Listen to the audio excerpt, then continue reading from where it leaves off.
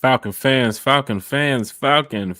and of course, good old Falcon fans. You already know what it is. You already know what it do. One time for the fan back. Talking Falcons football. Big shout out to Kerry. Big shout out to Bodie. Big shout out to T-Will.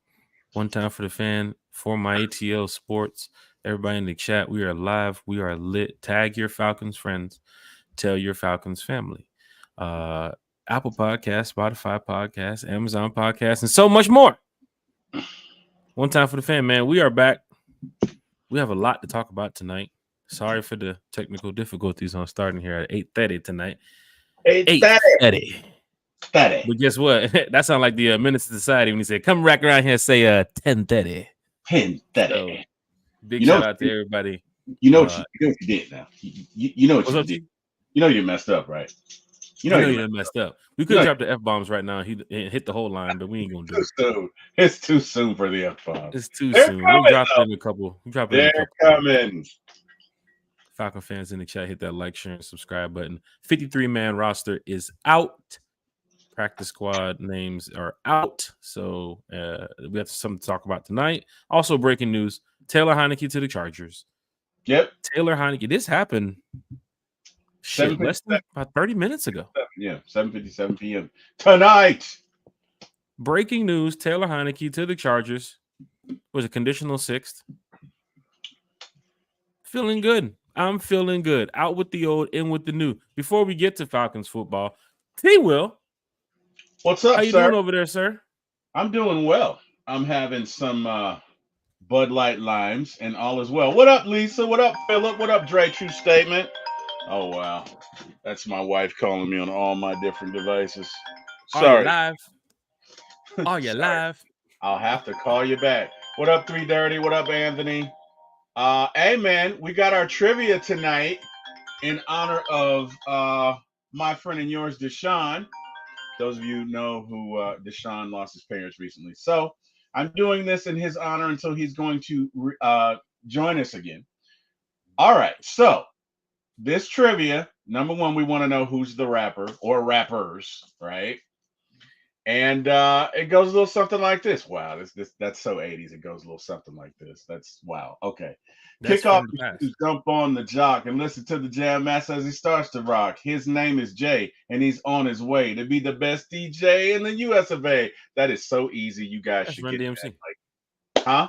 That's Run DMC. That is Run DMC. You are correct, sir. That is Run DMC. You have like a bell you ring, like ding, ding, ding, ding, like, you know what I'm saying, like that type of thing, or what is that? It's like I get a prize or something now. Run DMC. That's right. We need to add a bell. We need to add a bell to the soundboard, right? That's what we need. We need to add a bell to the soundboard. Big shout out to Lamont in the chat. Taylor Heinicke traded to the Chargers. The news is breaking that, of course, you know, Taylor Heinicke's on his way to LA. I'm guessing that's why they had so much QB play with him the past couple preseason games. Giving the Chargers a look at their brand new backup quarterback. So big shout out to the Chargers for giving us a future draft pick. Because, you know, draft picks are hard to get when you're in the third string quarterback. Was he third string? Yeah. Is a conditional sixth equivalent to a case of beer? Like the chicken wings come with that. I mean, like what's the question is, who's that roster spot for though? That's the question. I don't know. That's what we got to find out here, Falcon fans, because Terry is still cooking even after the 53-man line roster is out, even after the practice squad names are out. Terry's still finding a way. At what time? 7? You said 7, around 7:50, 7:55 or so? 7 p.m. Eastern Daylight. So they're still at Flowery Branch is what you're telling me right now. They're still at Flowery Branch. They are. They didn't just make the trade on the way out the door. They're still up there doing business right now. You know what that means? You know what that means? Possibly could be tuning into One Time for the Fan. No. Even better. I think my phone is ringing. Hold on. Hello? Oh, shit. Hey. Terry Fontenot, how's it going? Oh, good. Yeah. Going well. Yeah. Yeah, no, I saw that. I saw you traded Taylor. I did. Are you calling on behalf of Mr. Jack Spade? Well, you are. Mr. 80 on the run. We can't break the news here that the roster spot is probably for me. What? And guess what? It's the quarterback position of all spots that's available.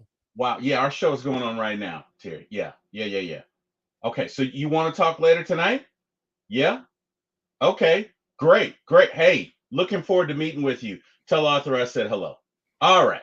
Thanks, Terry. Okay. All right. So Jack, you got Falcon fans, you got a meeting. You got a Falcon meeting. fan, this is great.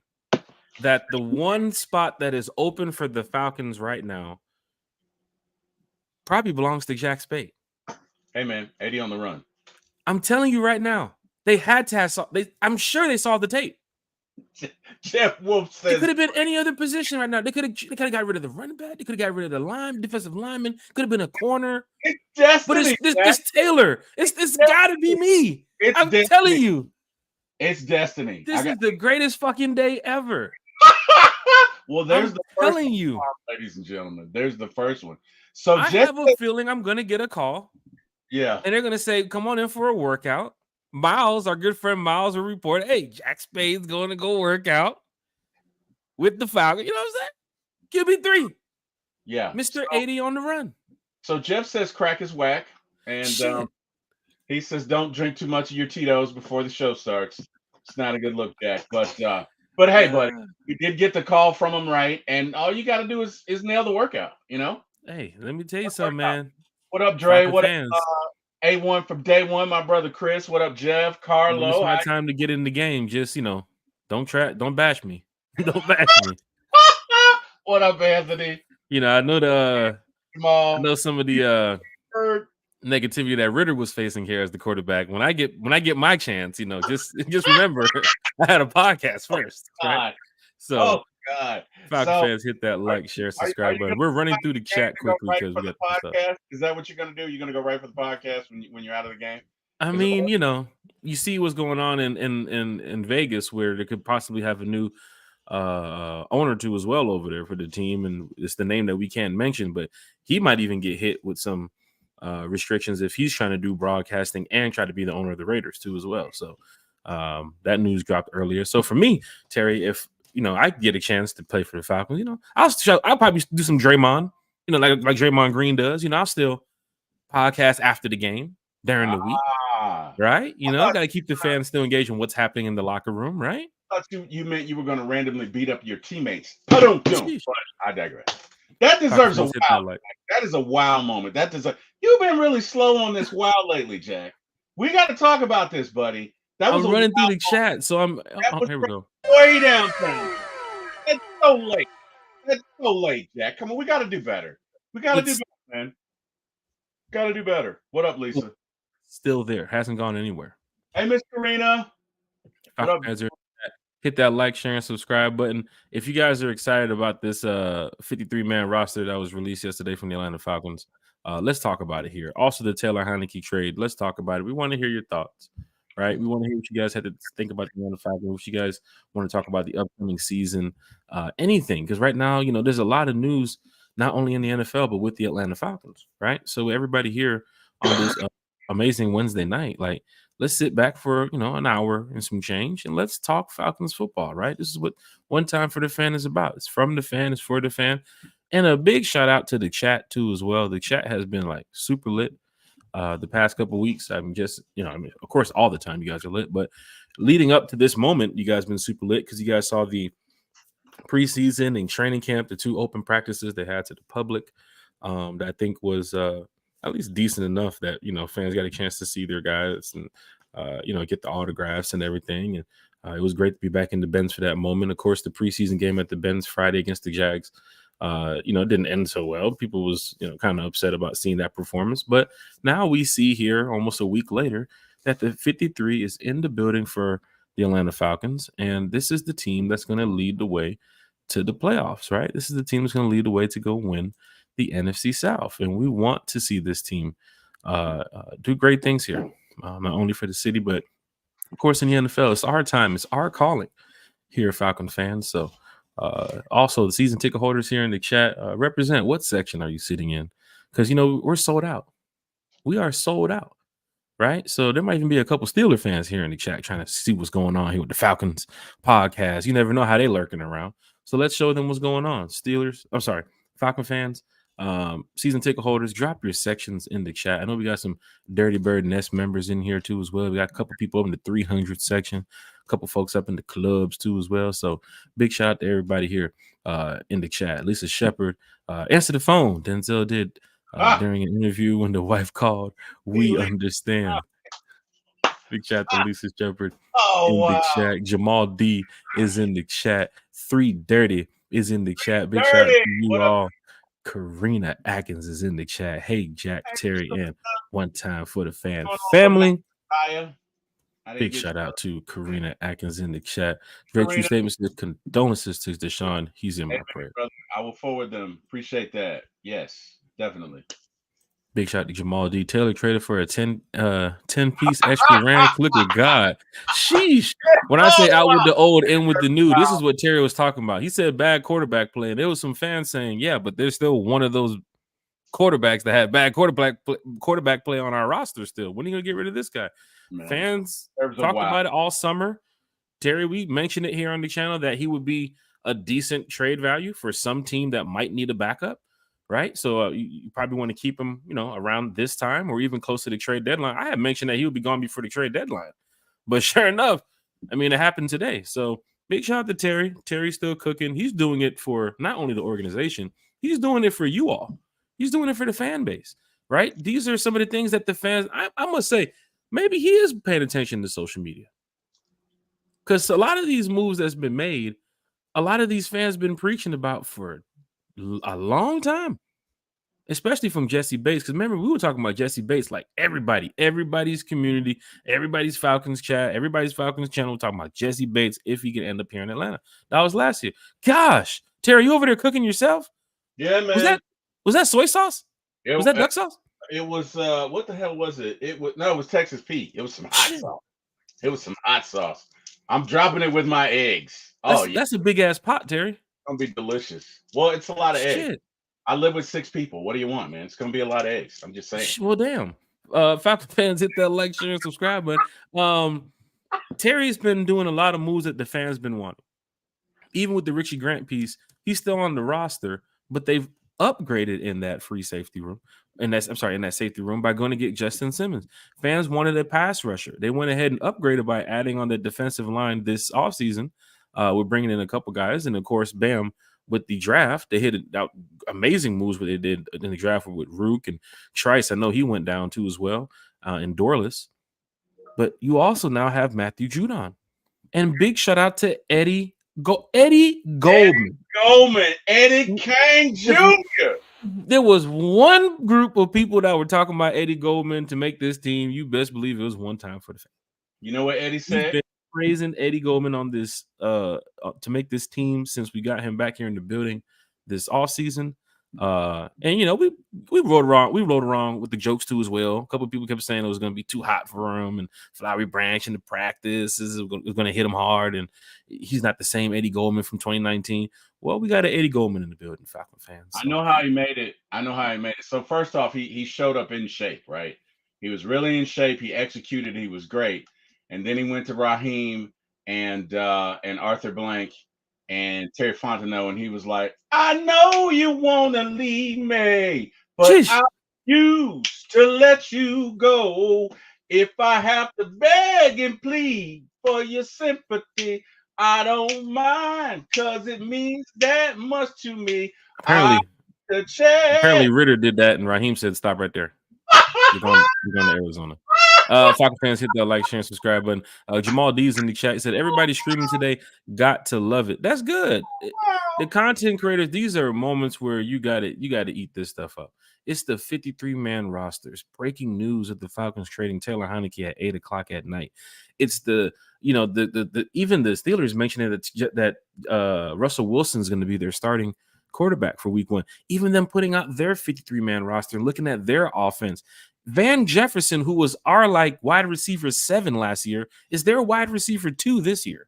There's some things to look at going into this game against the Steelers. Like, man, we should beat these guys pretty bad. Like, this should be a good game right here where the Falcons can come away with a nice win. I think our defense is definitely matched up very well against their offense. Right? This is the team that we should look at and say, wow, we should be proud of what we have here. in the building, right? So we got some things to talk about here tonight. But big shout out to all the content creators who's talking about the Falcons making these moves, because it is an exciting time of the year. Jamal D said it gets him through the shift. Hey man, if you're working and taking care of things at the house, hey man, that's good that you can tune into One Time for the Fan or Bud Light, right? Hey, Bud Light. That's what I'm saying. Drake Statement said, no more Terry slander ever. It's really the time to go ahead and give him the extension now. He's worked up to it. You got to give him the extension. Terry, do you think the extension comes before week 1, or do you think it happens during the middle of the season? You can't let Terry walk out this building next year and say, okay, you guys are good now? All right, go get another general manager. I'll talk to you later. No, we can't do that. You got to come back in and close the door, bro. No, I think it happens in the offseason. In the offseason? Yeah, I think it happens in the offseason. With all these moves being made right now, I think it would be good if everybody knows that he's locked in before the season starts. Like, if you get to the offseason, let's just say you don't reach the expectation that the Falcons do, but you made all these moves that we know we have a team that's ready for next year, right? Team that's ready for the future. Do fans want that? I think I would want Terry locked in like right now. I think that might be, might be the next move the Falcons go make. I would want it too, but it's not about how you start, it's how you finish. They have a great Falcons got to make the playoffs. That's bottom line. Bottom line. Mm-hmm. And starts ends with that. We make the playoffs. I think you see it immediately in the offseason. So I think that's that. I don't want to call it the hold up, but I think that's the last question on the final exam is, did you make the playoffs? And that's what we're waiting on. What up, Carlo? We're rolling through the chat right now. Everybody's talking. Terry, Carlo wants to know who's the QB3. Your guess is as good as mine. I mean, are we gonna call old boy back that we got rid of that nobody wants? I shouldn't say that. That's rude. I don't play the game. Let me be respectful. What are we talking about? We're talking about Jack Spade. No. What are you talking about? Talking about calling some other quarterback on One Time for the Fan. You just mentioned about getting another quarterback that's not Jack Spade. You have to be objective. Have I not preached to you that the 80 on the run was one of the greatest plays? Jack, we have to be objective. Come on, okay? One of the greatest plays. I'm your agent. If anybody wants you to succeed, it's me. I need the 10%. I know we initially said 5, but we got inflation, brother. Stuff costs, okay? But the point is, if anybody is rooted in your success, is rooting for you, it's me. But, Jack, we have to be responsible analysts, okay? We have to cover all of the potential points and counterpoints and vantage points. That sounds great, Terry. That sounds great. Let me set the play up. It was a cold, rainy night in December. Down by like 3. Right? NFL music. You need the old NFL music. Coach walks over. He's pissed, right? At this time, I played like 6 positions already on the field already. This time, coach is like, Where were you? Like where? He's like, Jack, I know you're tired, bro, but I need you just this one play. We're down 3. Only you can do this type of shit. So I said, Coach, what you need? Jack, said, look, Jack, that sucked. Okay, you gotta do it like this, Jack. Look, okay. If I get fired, I'm not gonna be able to take care of my 12 kids. I don't mean to put kind of pressure on you, Jack, but you gotta go in here and make this play. I'm not even gonna give you a play, Jack, because I know you're gonna feel it. I know that when you get out there and you feel it, it's gonna translate into success on the field. I need you to go out there and make a play and make them remember forever the night they played the Jack Spades. That was the line, Jack. I sure did. I need you to do it. Yeah, I sure did. This ain't no Bishop Sycamore type shit either. We was really out there balling, like straight up. Anthony's in the chat. He said, "I want to see the 80 on the run. Anthony, I'm going to be at the games around all the females. Like, yeah, that's my homie Jack. We'll be kicking it from time to time, you know." Hey man, y'all seen a little bit at the cookout. Y'all seen a little bit. You know, there was no room at the cookout. I could have. You know what I'm saying? It's easy, man. This ain't no Daniel Jones shit. Anthony's gonna be name dropping. I hear you, Anthony. I hear you. Williams in the chat. What's good, Jack Spade? How you doing, Big buddy? shout out. Great Davis said, T. Will, let's talk about your setup behind you at ESPN. No, that's air traffic control. Anybody wants to know what's going on 285 right now? Text Terry right now. With Chopper Dave. Hey Dave. Shit. Hey Dave. Yeah. Yeah, I know it's 8:53. Dave. Carlo Wiggins. All right, buddy. I don't care if you've been off for 30 minutes. You get your. Oh, you're already in the air. Okay, so yeah, what's 285 look like, buddy? 285 sucks, Jack. What But you're about calling somebody who's in the chopper. Just turn around and just view 285. what about I don't I like it. I like to call him. Okay, we Look, gotta I'm pay this looking. guy, right? You can't pay him to do nothing. What was that, Chopper Dave? What? 75 South sucks, Jack. Okay, 400. Don't even look at 400, Jack. It's terrible. And I They're 20, probably still doing construction over there. They haven't finished that shit in like 6 years. yeah. I-20 is okay. What about 675? I-20 is getting pretty bad right now too. 675 sucks donkey hooters, Jack. Okay. Falcon fans, hit Right. that like, share, and subscribe button. Drake, you statements in the chat. Cheryl Norwood Gibbons is in the chat. 11 days and a rise up call. What Let's it do do? it. What it do? Let's go. Let's This go. is what we talking about, Falcon fans. To see everybody here who's just proud of the Atlanta Falcons, just in a positive mood about the Atlanta Falcons, can join the chat and the channel and shed their opinions and their thoughts about the Atlanta Falcons, because this is a team. And look, they just said it. Chargers agreed to trade with the Falcons for quarterback Taylor Heineke. So everybody's reporting it. The trade has gone through. Taylor's probably in San Diego by now or LA, wherever it is. But Falcon fans, that QB3 spot seems to be open. I don't know what the Falcons are going to do. I hope the Falcons do give me a call. But if they don't, bring in somebody who can, make the fans happy. Because that's what Jack Spade would have done, right? When that time would have been called for me to get in the game. Of course. We're up 30-40. Hey, don't put Penix in. Put Jack Spade in. Give him a play. What's the play you're running, Jack? I'm running the same play I ran in the game, the 80 on the run. I don't give a damn if we're up 30 or 40. We're changing the play in the huddle, too. I was like, I don't care what coach just said, but check this out. Right? Check this out. This is a highlight. What the fuck I look like handing the ball off right now? I need highlights. That's not a highlight.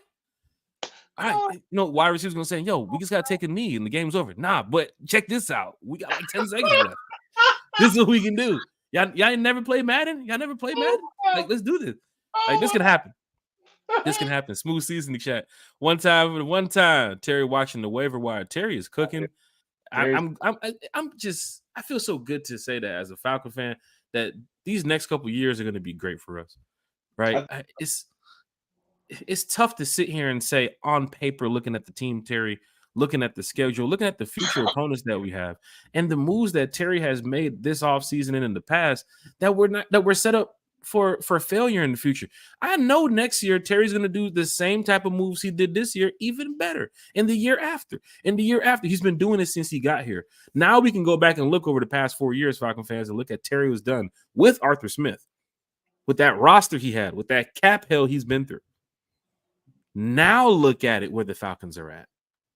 We are probably, nobody called us Super Bowl contenders 2 years ago. Nobody called us to win the damn division damn near 2 years ago. I remember Vegas was giving us 3 wins on their damn Vegas. What's that? The over and under. Mm-hmm. 7 wins here, 3 wins here. Now they got us at what? 9.5? 9.5? I think so, yeah. That's the fucking division in NFC South. 8 wins in the division. Falcon fans, this is big. This is big where you got fans that know you're probably going to win more than 10 games this year. Absolutely. And that banks on the back of Kirk Cousins, Raheem Morris, Terry Fontenot, Jimmy Lake. And let me get to the rest of the players, because, man, we are stacked. I think we're one of the most expensive active rosters in the NFL, but we're also through the cap hell. Thank you, Terry. Thank you, Terry F. Baby. All you got to do is just sign Jack Spade. I don't even need much. That's the final straw, right? I don't need much. Just give my family, just give like my friends here and like other season tickets. Like, yo, y'all got any extra season tickets available? I got some people. Look out for them.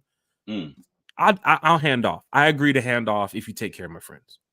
Will your uniform be the cleanest one on the team, Jack? You think? Yeah, you know what I'm saying, man. Okay. You have to get in the game to win the game. Hey.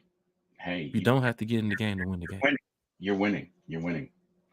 Yep. Coming down in the major way. Lamont, I wouldn't be mad if they brought Ritter back on Thursday. To learn from a real quarterback and not an escape artist like Mariota. I mean, the Chargers could have went to go sign him too as well. Other teams could have went to go sign the kid from Arizona. They didn't. He went to the practice squad. They could have. That's what it is. But we're focused on, it's out with the old, in with the new. Yeah. We got Michael Penix in the building for the future. We got Kirk Cousins in here for the now. Terry? No, I mean, I agree. I mean, look, I think, sometimes you just need a change of scenery. Hey Jack, can we go to Sanford Scott? That's a classmate of mine. Right under, yeah. Hey Sanford, how's it going, buddy? So Sanford and I went to Redan High School together. Classmate of mine, always a good dude. Sanford, we went 0-3, but we're gonna go 11-6 at a minimum in the regular season, buddy. So don't give up hope. Is he wearing a Bucks hat? No, I don't think that is. Sanford's Okay. cool, man. Sanford's cool. Okay. Sanford's cool. Even back in high school, he was cool. That's my guy. Falcon fans, hit that like and subscribe. What it do, Michael? We're trying to catch up to the chat because that's the respectful way to do it here on One Time for the Fan. We're just trying to make sure everybody can talk Falcons together. Dan versus in the chat. Terry and Rod not playing. They want the best of the best and don't have time for slack. Terry, agree or disagree? I agree. And why? I agree 100%. They are. What's interesting is, I hate to say this, but I was wrong. I was wrong about Blair. I really thought Blair had made it, and he didn't. And on the practice squad, but didn't go with the 6 wide receivers though. Yeah. So we're gonna get to that. We're about to catch up to the 53-man roster. The chat is live. Chat is lit. Rise up, you dig. A1 forever is in the chat. That's our good friend and co-host and greatest in the world, Miss Carrie. Terry continues to cook. I'm so thankful that he's our GM. And we are thankful that you are our producer, Carrie. Hey, there we go. There you go. Big shout out to Miss Carrie, baby. LaMarcus Boyd is in the chat. One time. What up? What it do, One Lamar? time. All these. One time for the fan. Stop it. Going down in a major way. This our team. Big shout out to Drake Shoe Statements in the chat. What up, Dre? Falcon fans. Carrie said Raheem did say in a recent interview that with Shannon and Ocho that they hear the fans. That's good. That's good because if you do have people that's, talking on social media and you just so happen to, read a couple fans' posts from One Time for the Fan, Raheem or Terry, just go ahead and click that like button, Terry. Click that like button, Raheem. Click that share button. But that's good if they're listening to, social media every now and then because, you do get some negative side, but you do get the positive side too as well from fans that can, talk Falcons in a good way. And there are some people out here that know what they're talking about when it comes to the Atlanta Falcons. So big shout out to all the fans that expected these moves because they were calling for it, right? Some fans even saw preseason like, why is Taylor Heineke on this team? I'm not the only one that was over here thinking about that. We talked about the other backup, Terry, beating out Taylor Heineke and Taylor not making the roster, right? But if you kept him here, he would have been a decent trade value for a team that wanted a third string quarterback, and they got one. So he's off to LA, and we continue. Big shot to Crinsman Huntsman in the chat. Here's a big injury for week 1. Isaac Samula is out 4 weeks. That's with the Steelers? I'm guessing it's with the Steelers too as well. We're going to do that injury report when we come back for our One Time for the Fan versus Steelers update. So that will be happening the Saturday night before the Falcon Steelers game. Chat is live. Chat is lit. Drake, your statement said Desmond Ridder to the Steelers? What? Somebody mentioned he was going to the CFL earlier, the Canadian Football League. I don't know if that's true. So I don't know. People were just talking earlier. Wallace Smith's in the chat. Good to see Wallace Smith here. Wallace Smith said, "What's going on, fam?" Wallace, what up? Hey, if Desmond goes to the Steelers, they can officially be renamed the "We Hate the Falcons" team. I mean, you got Arthur Smith over there. Arthur's homies. We hate the Falcons. Debo vibes. One time for the fan. T1 Jack Spade. The squad is set. Now it's time to punch some fools in the mouth. The A got something to say. Rise the up. Let's go. I wonder what that pregame speech would be like if you added Ridder, right? They abandoned you. They didn't sign you. This is your chance, boys. This is your chance to go in there and show them why they shouldn't have given up on you. And while we're at it, why they shouldn't have given up on me. And while we're at it, well, I probably should have had a. Oh, never mind. We can talk when Desmond isn't around. But guys, let's go out here and kick some ass. I wonder what that. But then it would be Tomlin giving the speech, right? So it probably wouldn't be. It wouldn't be. Trade you statement said Jack Bigelow said that spot is his. What say you? I ain't never seen Bigelow throw 80 on the run. I know he's showing the videos of him at the he's doing combine moves and all that. That's great. That's good. But the Falcons wasn't looking at that. Right? They're looking for a talented quarterback like myself. Sounds to me like a challenge, Jack. I told him we can get the content creator bowl going. We can get it going. Like a challenge. We can get it going. I was ready. I have my 11 ready to go. It was good. I'm just saying. That's what it sounds like to me. Sounds to me like you've been called out. So what are you gonna do, buddy? What are you? We'll find out. We'll find out in the morning. If I get that call from Flowery Branch, then you'll know that there is no more one time for the fan. The Sports Nuts. What's good, fellas? Big shout out to the Sports Nuts. Big shout out to JK Coop in the chat too as well. Georgia, Texas boy is here in the chat. Wayne Dwayne. Is that Wayne Dwayne? Sorry, Dwayne C is also in the chat. He said, don't get another QB. Keep them at the same two QBs they have on the roster right now. And go get what? Another depth player, wide receiver, cornerback. When we can get to it, Falcon fans, we're about to talk some Falcons football in a minute. Philip Crawford is here. Our cap space is the best in the league. Falcon fans, you're hearing it from the fans here in the chat. Dave is talking Falcons football. He said, guys, I'm going to continue my trend of drowning out the outside noise. All of a sudden, the Falcons are the bad guy. Well, when you got a good team, man, people start going at you, man. What'd you say, Terry? When you're doing something good, man, people just look at you in the wrong way sometimes. Yeah, man. Look. At the end of the day, man, you just keep on doing what you need to do. People are gonna hate. That's what they do. You know what I mean? That's what they do. And guess what? The only way you're gonna get over that is to win a Super Bowl, and that's what we're trying to do. So it doesn't matter what they say. Kill the narrative. JK Coop. Now we need to come out the tunnel week 1 to future performing stick talk. Then never a time Russell Wilson gets sacked on has a turnover. We play Gucci flip flops. Here's the thing, man. With the future game, with the future distractions at the Falcons game, I think some way somehow they'll probably end up playing it randomly, maybe during some workouts or something, like on the field, the warm ups. But I don't hear it playing during the game. I think they're Falcons.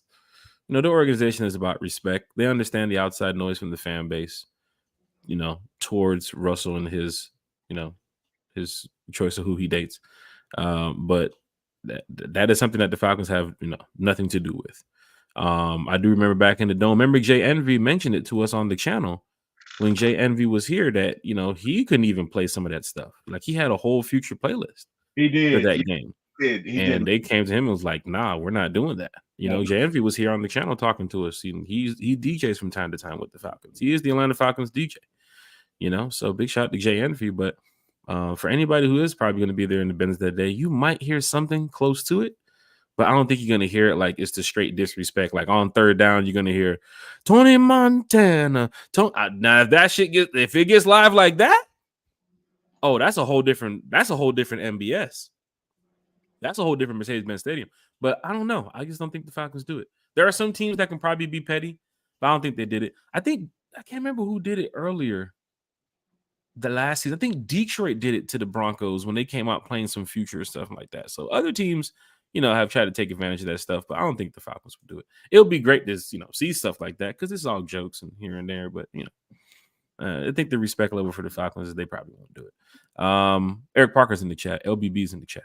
I want you to know that BLB, and I know I get it confused. I'm little big brother. He's big little brother. He is so petty. Okay. Ladies and gentlemen of the chat, my little brother, my little big brother. Wait a minute. Shit, I don't know. Eric Parker is very petty. Okay. Now we need to bring him on the show so y'all can argue. Remember, Jack, we talked a couple of shows ago about the argument that we had about Heineke, right? So Eric says at 9 p.m. At Terry, did you cry a little bit when they traded Heineke? That's just petty. Okay? That's just petty, Eric. Let it go, brother. Hey, big shout out to Eric Parker, man. Low country would say, let the hate out your heart, Eric. Get the hate out your heart, Bo. Get the hate out your heart, Bo. Get the hate out And your heart. another person who recognized Big Country at the golf course the other day. I don't know. He's just a celebrity for some strange reason. He's that dude. Randomly goes up there. He's playing golf, and somebody walks up. Hey, ain't you Big Low Country? Hey, don't you got a podcast? Hey, ain't you that big time Falcon fan over there? You doing the Rise Up tour and all that stuff? Man, everywhere you go with this guy, there was something going on with, people always wanting an autograph. Can you just hold the baby? Can we just take a picture? Why is Cheryl Norwood Gibbons in the chat?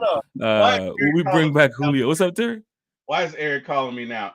Hey man, you know I'm on the show, right? Yeah, I know it. Put me on speaker. Put him up to the speaker. Put him up to the speaker. Put him up to the speaker. All right, they can hear you. Eric Parker. Disrespectful you was with that Heineke bullshit. I was disrespectful. I was disrespectful. Put him up to the speaker. Let me hear him. Put him up to the speaker. Bro, you. Don't nobody ever tell the other side of why I'm petty. It don't be special guest Eric Parker calling in live. It be the person in front of me that decided to be a smart ass. Big shout out. Much to say about something that I'm gonna remember that when it go the other way. So yeah, I'm gonna be extra petty, and I'm gonna bring you a whole Heineke. I'm gonna bring you a whole Heineke jersey. Somehow I'm gonna find. You're gonna find it at Walmart now. Falcon fans, hit that like, share, and subscribe button. Christy Lewis is in the chat. That's the Heineke you like. You need to get that hate out your heart, bro. Tell Eric jump in the chat. Let's finish this podcast. E. We're gonna get E on the show. That's what we need to do. Tell Eric we're gonna get him on the show. It's coming up. We're gonna set up a show to get E on. Yeah. Send the link. All right. No, it ain't gonna be tonight. It ain't gonna be tonight. I'm about to get up out of here in like 15 minutes. We need to get you on a show, Eric, so we can get you back over here talking Falcons football. Text Eric that unless he's in the chat.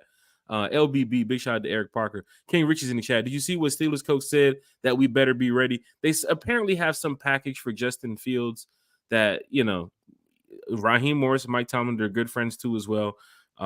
Raheem, learned a lot from Mike Tomlin too as well, coaching wise, on and off the field. And of course, the championship style coaches, they hang together. They talk about football all the time. And that's good that you have somebody like Mike Tomlin showing respect to Raheem Morris, but he did say, watch out for the Justin Fields package that they're getting ready to run. So Falcon fans, if you're at the game week 1 and Russell Wilson is your QB1, but they start the game off with Justin Fields in the game, then we've already talked about it. They've already mentioned it. But everybody, big shout out to everybody in the chat. 95 North Falcons talk shows in the chat. Ritter is back on Arizona's practice squad, if I'm not mistaken. Possibly. He is. Matter of fact, he is on Arizona's practice squad. 95 North said, one time, good brothers. Big shout out to 95 North in the chat. Look, the chat is so live and lit. We can't even get to the goddamn 53-man breakdown. I want to just keep it going, man. It's just the chat. That's what one time for the fan is. It's from the fan for the fan, man. Is Berto's new name NIL Berto, or is it NIL Berto? Yeah, is it NIL Berto? Seems to be. Let's go ahead and pull this 53-man roster up, Terry, because people's in the chat like Jack. Let's talk about it, man. Let's talk about it. Like Dre said, but did you cry, T-Will, before we get to the next subject? Did you cry? I did not. Oh my God. You shed a tear when Taylor Heineke was traded. You guys should be on my side, okay? Because my brother is petty as hell. And I'm telling you, whatever. No, I did not cry. Dre, true statement. I did not cry. I didn't even shed a tear, okay? Because, like I say, I'm Jack's agent. I'm thinking, okay, we can put a deal together. So whatever. But no, I didn't cry. But my brother's wrong. Just so you know, my brother's wrong. I was not disrespectful. It was him, okay? Because I didn't agree with him. But anyway. Falcon fans, don't forget. We got to get him on the show, Jack, so he can tell his side. No, Eric Parker, we're going to get him on the show. I want to say, I got some stuff going on next week. I want to say it will be after the Steeler game. We'll get him on because we have some special guests that are lined up because a lot of people are interested in talking with One Time for the Fan about the Atlanta Falcons. Right? That's what it's all about. We're here talking Falcons football. So if you love talking Falcons football and we love talking Falcons football, then let's talk about it. Mark Cheney is in the chat. Big shout out to Mark Cheney. Great show earlier with Lauren Porter Lauren Porter is a phenomenal podcaster who talks about the Atlanta Falcons too as well. Make sure you guys go check out Lauren Porter's channel. I think it's called Quarters with Porter. So make sure you go check her out. And she was on with Mark Chaney earlier too as well. They were talking about the 53-man roster and some other moves that were made. But after Mark's shows went off, Mark, now we traded Taylor Heineke. So I know your show tomorrow or the show is coming up soon. You got some updates, man, because that's crazy. 8:00 at night, they trading Taylor Heineke. So big shout out to Mark in the chat. Michael said you're going to cry in the car, Terry. Is that true on the way? I am not. On the way to QT after the show, you're going to cry in the car? Like Eric did that on the show live? I will not cry in the car. I will not cry because I'm not broken up that he left, man. Look, whatever, man. I'm not going to cry, okay? I'm not going to cry. You're not a Heinekean, are you? No, I'm a Bud Lightian. Bud Light. See? Oh shit! That joke missed. It was terrible. Just want to make sure you're not like so upset about backup quarterbacks like leaving. Falcon fans, hit that like, share, and subscribe button. T will quarterbacks. Really? I'm just saying. Jeez. I'm just saying they're both gone. Terry Raheem said it. He's only here because of one reason. Falcon fans, hit that like, share, subscribe button. Right? This is your coach. This ain't me. This is your coach. Falcon fans, hit that like, share, subscribe button. Let's break down the 53-man roster. Hold on, we can go ahead and X this name out. So not gonna be 52 from Office Space. Remember that guy was like, "Yeah, we got Tommy not gonna be here anymore." Is what he is. That's what we got. Falcon fans, 53-man roster. Let's talk about it. And I know the comments will be rolling in because some people will agree or disagree on some of the moves that were made. Now, Terry, I'm gonna go ahead and bring you up here on the top of the screen because comments are rolling in. Dre said, Jack, y'all should get her on the show. She knows her stuff. Yeah, definitely, man. Mark, you and Lauren, if y'all, we can get y'all on the show coming up soon. September, October. Let me tell you something, Falcon fans. For the rest of the year, like one time for the fans, be like super lit. Like we're gonna be lit on the show because the season is gonna be starting up here shortly. But we have not only the Sunday, Wednesdays, Friday shows. You got to go follow the IG. Like if you follow the Instagram, you'll be able to see some really cool behind the scenes stuff too as well. For those that watch the practice, where we was talking with the players and the one in Buford, the open practice, and then the one at the Benz, the preseason game the other day. I mean, I see a lot of fans interacting with the page and they love what we post. I mean, if y'all like the IG, we're going to keep that going. Home games, away games, so much content we're going to be putting out over the next couple weeks. So Falcon fans, please just be prepared for what One Time for the Fan has coming up. Carlton Bunch said, best move, Falcons, trading Taylor Heineke. Carlton Bunch is laughing. He's enjoying it. He's loving it because they know that the Falcons are making moves. Jeff Wolf said, 52 now. That is true. That is true. Carlton Bunch is asking the age-old question: Who the Falcons going to replace Taylor Heineke with? Well, there's only one person we're going to talk about here when there's QB3. I'm telling you right now. Everybody in the chat, for those that's new, first timers, never heard of One Time for the Fan, you're probably wondering why does this Jack Spade guy keep saying Jack Spade needs to be a QB3 here in Atlanta? I got this play right. It's amazing. You should have been there. You should have been there. I want to set the play up. Like I said, it was a cold, rainy day. Couldn't even grip the ball. I remember I was taking snaps with the center. I was like, "What's your name again?" He was like, "John." I was like, "I bet, cool. We'll get this out. We just want to win this championship." I didn't even know the names of the players. I was one of those Josh Dobbs moves. Like the team just signed me that week. It's one of those moves. So here he goes. Eric Parker said Jack Spade over Heineke. That's what I'm talking about. You were bare feet, Jack, and you had to run through broken glass. Did not pull a Mac Hollins out there. I will tell you that right now. Right. Did not pull. -3 degrees. That's right, Michael. -3 wind chill factor. That's right. I didn't even tell you the location. We played on the road. It was like Minnesota in January. I forgot to tell you. Whirling. That's right. And let me ask you a question. They blitzed 7 on this play, right, Jack? Yeah, so right? This was definitely an all-out. It was nickel, though, so I read the coverage. That was easy. I was like, he's blitzing. He did one of those, like, and I was like, no, you remember the video with Aaron Rodgers? Like, you're not blitzing. You're not doing that. So I was like, you've been good, you go ahead and back up. Watch your mic. Ready, hit one of those, break, boom, head out, ran to the side, get off me. I don't want to set the whole play up because I get emotional just thinking about it. But yeah, if the Falcons do call me, I'll be ready to go. Tell them how you had frostbite on your fingers, Jack. It was a cold night. But we got the job done. Stormy night, Jack. Coach was happy. I got the girl. Drove away in the 89 Mustang. That's how we do it, man. With the sunglasses on, leather jacket. Terry was kind of like your era. Falcon fans, hit that like, share, and subscribe button. I thought Taylor Heineke was in the chat, but so you sorry, right? Yeah. But I said, my bad, bro. Watching Heineke last interview as a Falcon was so sad. I know he was gutted, bro. I'm talking about when I saw Taylor with the TG, I quickly looked up like, my good mom luck in LA, goddamn. Shit. My mama was you're not living right if you got scared. You're not living Jack Spade right. over Kirk. I never said that. No. QB3.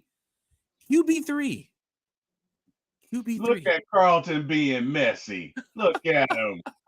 Look at all right, Falcon fans. Being messy. Stop it. T-Will, let's talk about it. The 53-man roster is out. Fans are excited about what they saw, but then some fans are surprised about some of the names that were on the 53, and then, of course, the players that did not make the team, and now they're back on the practice squad. We will get to the practice squad after this, but let's break down the 53-man roster because this roster, with the addition of whoever this new quarterback or this new player is going to be added here shortly, is going to be a big play in helping the Falcons go win the NFC South. So you got Kirk Cousins at your QB1. You have Michael Penix there. Of course, we knew those guys were making the roster. Like, that's no surprise there, right? But who's going to be that QB3? Jack Spade. And if it's not, then, hey, go get a guy that's going to win, right? Go get a guy that loves the city. Don't get no out-of-towner. You have a guy that's from the city. Like, get me. You know what I'm saying? Get me. Like, I'll be surprised if they go get, like, Quavo or something. That'd be crazy. Running back here, Bijan Robinson, Tyler Algier, Avery Williams, and Jace McClellan. Terry, here comes your first surprise of the day. A lot of fans mentioned that they thought Carlos Washington was going to get one of these two spots. I was one of them. Also, Avery Williams. People didn't expect Avery Williams to even make the roster. But Terry, your thoughts? No Carlos Washington. It looks like the Falcons pulled a head fake. Because I really thought that worst case scenario that Carlos Washington was going to make it with Jace McClellan, but little did I know. So, yeah, I mean, we're rolling with Bijan, Tyler, Avery, and Jace, and let's go. And I think we got Carlos on the practice squad, but I got to be honest with you, I think about 3 or 4 guys in our practice squad are going to be picked up by other teams. I'm going to pull up the practice squad list here shortly. William Amy's in the chat, said we don't need a 3 quarterback. William Amy, don't disrespect Jack Spade like that. How dare you? William Amy, you've been on this show long enough. This is does he get a penalty? Amy, this is the opportunity, Will. Does he get a penalty? That's all I want to know, Jack. I'm blowing the whistle on William Amy. Get a penalty? William, you got to get a penalty. Sorry. 15-yard penalty on William A. for hating on Jack Spade, even though probably not the team. 80 on the run. Hating on 80 on the run. 15 yards. You've been in this chat long enough to know that if there was a QB spot open, it would be either me or Country. And no disrespect to Country, but I have him as QB5 on my list, not QB5. Oh wow! Just put it. He's not even here to defend himself, Jack. He's here. He's probably in the chat. Wow. But I'm just letting you know right now. William Amy, this was your moment. Wow. You don't need a third quarterback on one time for the fan. Like right here in front of me, bro. I'm like one of those moments like, bro, you just going to do that right here in front of me, bro? You just going to do that? It's going to embarrass me? Bro, that was my moment, bro. That's William Amy. I expect for you to be like, yeah, Jack Spade, give it your all, man. You got it. Oh, wow. Nah, man. Just don't need another thing. William Amy said you don't want it. Drake, your statement said, do you think we go get another wide receiver? I haven't even got a chance to really look to see from the full roster what could be the next surprising move for Terry. Because where does Hodge get enough snaps to where you're going to need him in third down situations? You're going to need him late in the season, or you can go pick up a couple wide receivers who were released from some of these teams. I mean, we saw the Patriots released a wide receiver. I believe Kadarius Toney from the Chiefs was released too as well. Some fans mentioned that. They also mentioned some of the free agents that was already available. Hunter Renfrow and some guys. So let's just say they sign a Hunter Renfrow. I don't think Hunter Renfrow is going to sit the bench like that. With the way Hunter Renfrow has he's played his career with Kirk Cousins, he's going to get enough snaps, right? So whoever they bring in has to be a guy that's going to be productive. So if it's not a wide receiver, looking at this depth chart and looking at this roster, we will probably get to the end of it and look and see, okay, they can probably add a guy right there. I'm thinking if you just ask me, Jack Spade, just take a guess. Who would Terry go cook for on this next spot? I would say cornerback. I'm just going to say corner because we're going to get to that in just a second. So your former running backs is in the room. You got your quarterbacks, wide receiver, Drake London, Darnell Mooney, Ray McLeod, Cordero Hodge, and Casey Washington. Terry, we talked about this on the past couple episodes and One Time for the Fan. Mm-hmm. Everything is pretty much what we've called, except for the Carlos Washington move that we thought he had a spot with all those snaps. We thought he had enough, a good chance to make the roster. Don't forget, though, the practice notes from a lot of these players over the past couple of weeks, they were all positive. All these guys were balling out in practice. Mm-hmm. I mean, you didn't really hear about a bad camp day. Mm-mm. Right? Everybody was like iron sharpens iron, even from Avery to Jace to Ray. Even when Rondo Moore was here, he was torching first stringers. Right? So you got to look at this and say, man, they had a really good offseason from the moves they made to the play on the field. I know they lost the 3 preseason games, but the moves they made and their performance this offseason, I must say, has been very good. And I think fans can agree. Now, this is your wide receiver room. Maybe you can go add a 6 wide receiver, but if you add a 6 that has the potential of getting 300-400 yards this season and a couple touchdowns, that means Kirk Cousins gonna be throwing the hell out this ball, Terry. He is. He is. Huh? I think he is, and I would go and get a 6th-round receiver from the standpoint of Darnell and Ray are small. Cordero is not really solid. The only big receiver we have is Drake. So I would like maybe another 6'1", 6'2" receiver, another Julio Jones. No, I'm just playing. A big guy, right? Well, look, I love Julio, but I don't know that he's necessarily durable at this point in his career. But I wouldn't mind a 6'1", 6'2" big guy. Maybe a possession receiver can go across the middle and get it, but to the extent that we need somebody to stand in for a game, that's the only thing that kind of concerns me about this roster. We got guys that can fly, no doubt about it. But, some of these guys are not necessarily big. So it would help us if we had a 6th receiver with some size. But I'm not splitting hairs.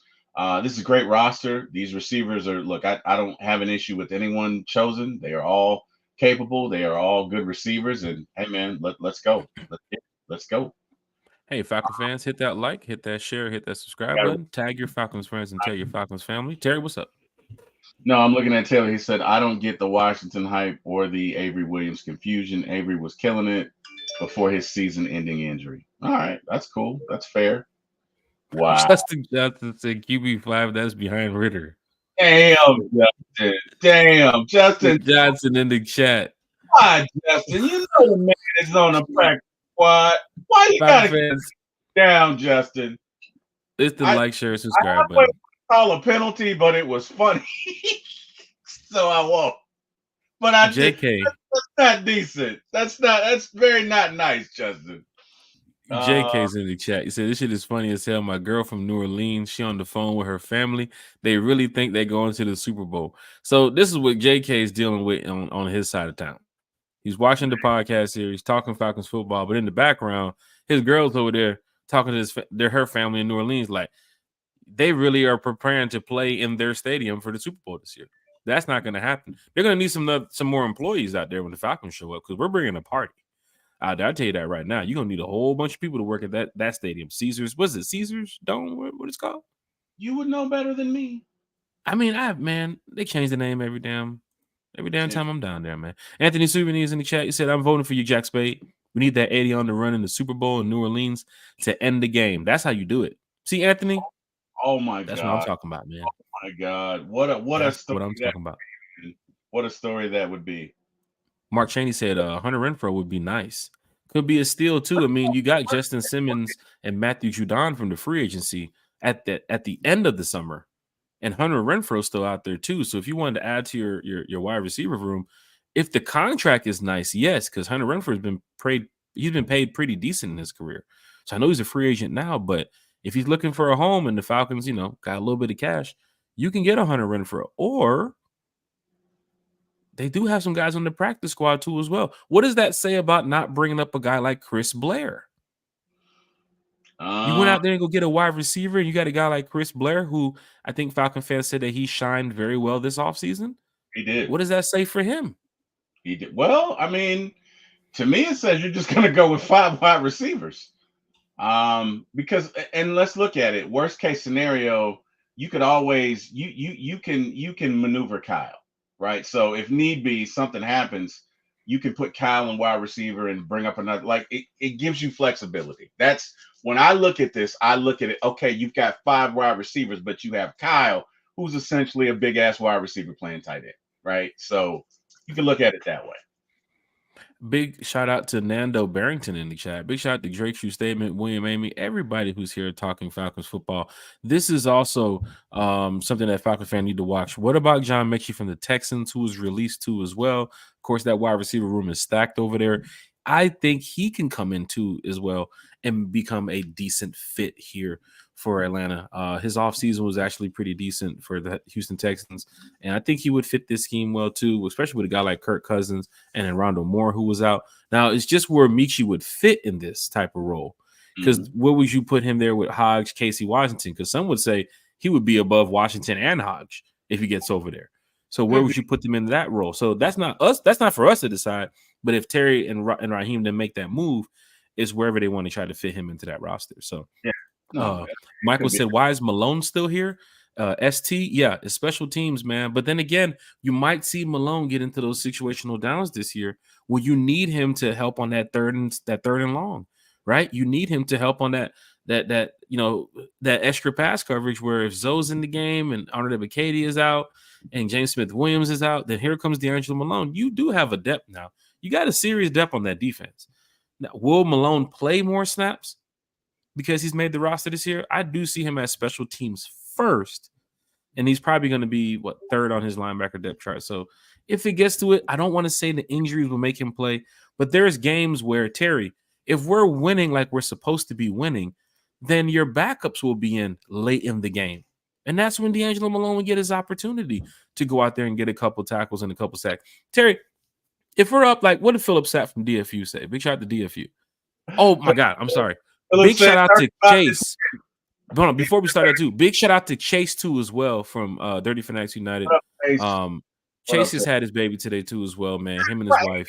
Congratulations, Chase. Congratulations to Chase from DFU, man. This is a beautiful moment in his life. That's right. His second child, him and his wife. So kudos to them. Y'all it's just amazing. So big shout out to you, Chase. Big shout out to the wife and the babies. Yep. Y'all just, man, another blessing in this world, Chase. Chase's wife is the MVP today, man. She delivered a baby. Chase's wife, MVP. Big shout out to Chase from DFU. But of course, Falcon fans, if it's Mechie or if it's going to be another wide receiver, who is going to fit this scheme? Right, that would be a good piece, Falcon fans. I think that people would really enjoy here. Heineke gone, there is a God. Mateo is in the chat. Let me tell you something, man. Mateo, I'm not gonna say like Mateo is Eric Parker, but Mateo is a savage, man. Mateo. Some Falcon fans don't care about that. Oh, I just want to be, I'm gonna be a nice fan and talk all cool with the fans. No, there's some fans that's like, F this guy, get him out of here. Don't want him on my team. They're burning the jerseys. Right? There are some fans that's just like that. Mateo came in here and was like, you heard it. There is a guy. Look at the fans. I haven't heard a fan that's in the chat saying, damn, Terry, why did you trade Taylor? That was a bad move. Nobody said that. Because these are the same fans that said, why is he here?